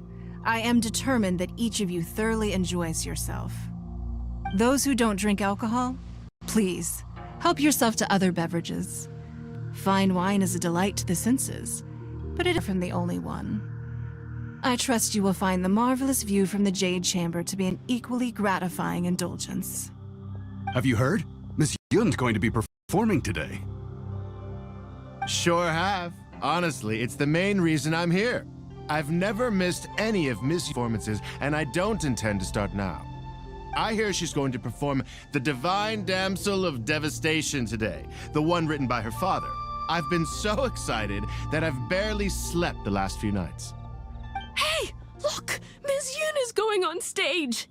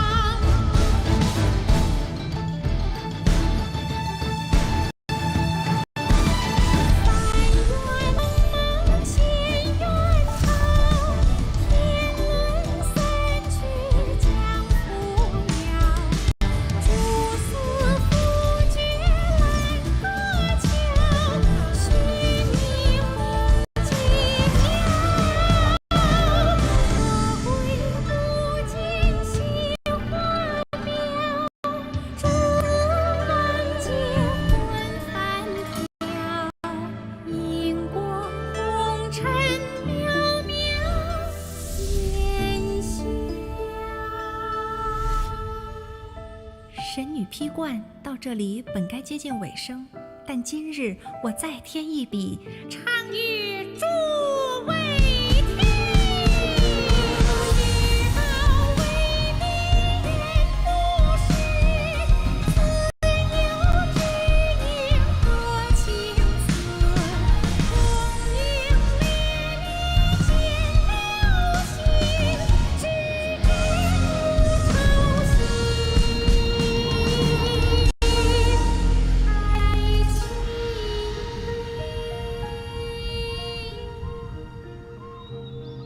彼时鹤归，茫茫天地无依靠，孤身离去。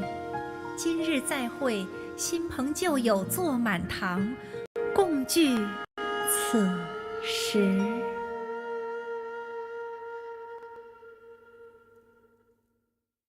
What did you think? Personally, I thought I sang rather well. It was beautiful. Paimon wants to learn too. It was wonderful. Also, thank you. You're welcome. Thanks to you, the Divine Damsel of Devastation is a more nuanced tale than ever. The play has an ending, but life goes on. I believe you will find a way to fit in Liyue Harbor. Thank you. I think I've found the opportunity I needed to change. Ms. Yun, here you are. Great to see you. Huh? Hey, this young lady with the white hair looks like some kind of VIP. Yeah, that's it, like an Adeptus. Wait, you're the girl from the opera, aren't you? The Divine Damsel herself. And look who else we have here, the illustrious traveler. Well, I'll be. This was definitely worth showing up for. Let me pull up a chair, all right. We'll all have a friendly chat, get better acquainted. Alternatively, you could leave us alone. That is, if you'd prefer to finish your drink via the orifice of your own choice. Uh-oh, this feels all too familiar. Shenhe's back to her old self again. Hey, what are you doing? Calm down, Shenhe. Calm down.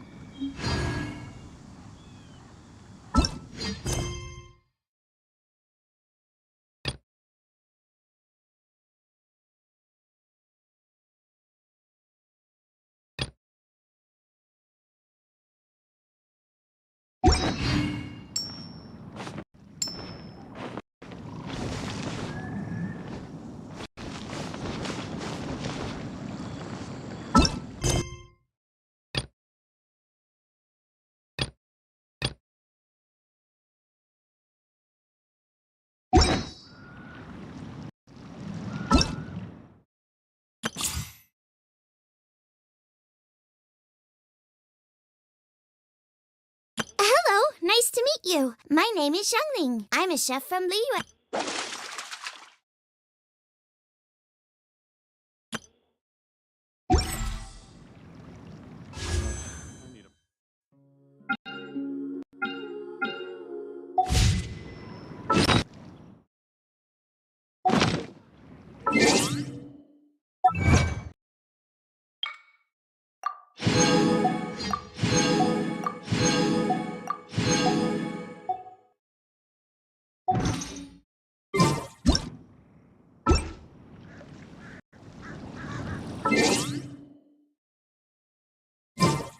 Need a more physically demanding job.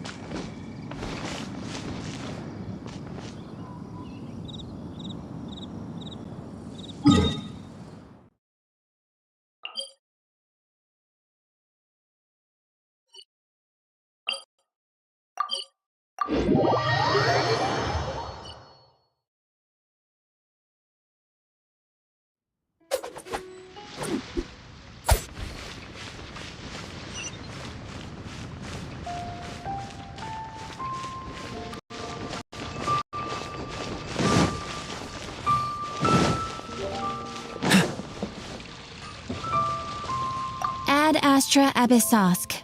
Welcome to the Adventurers Guild.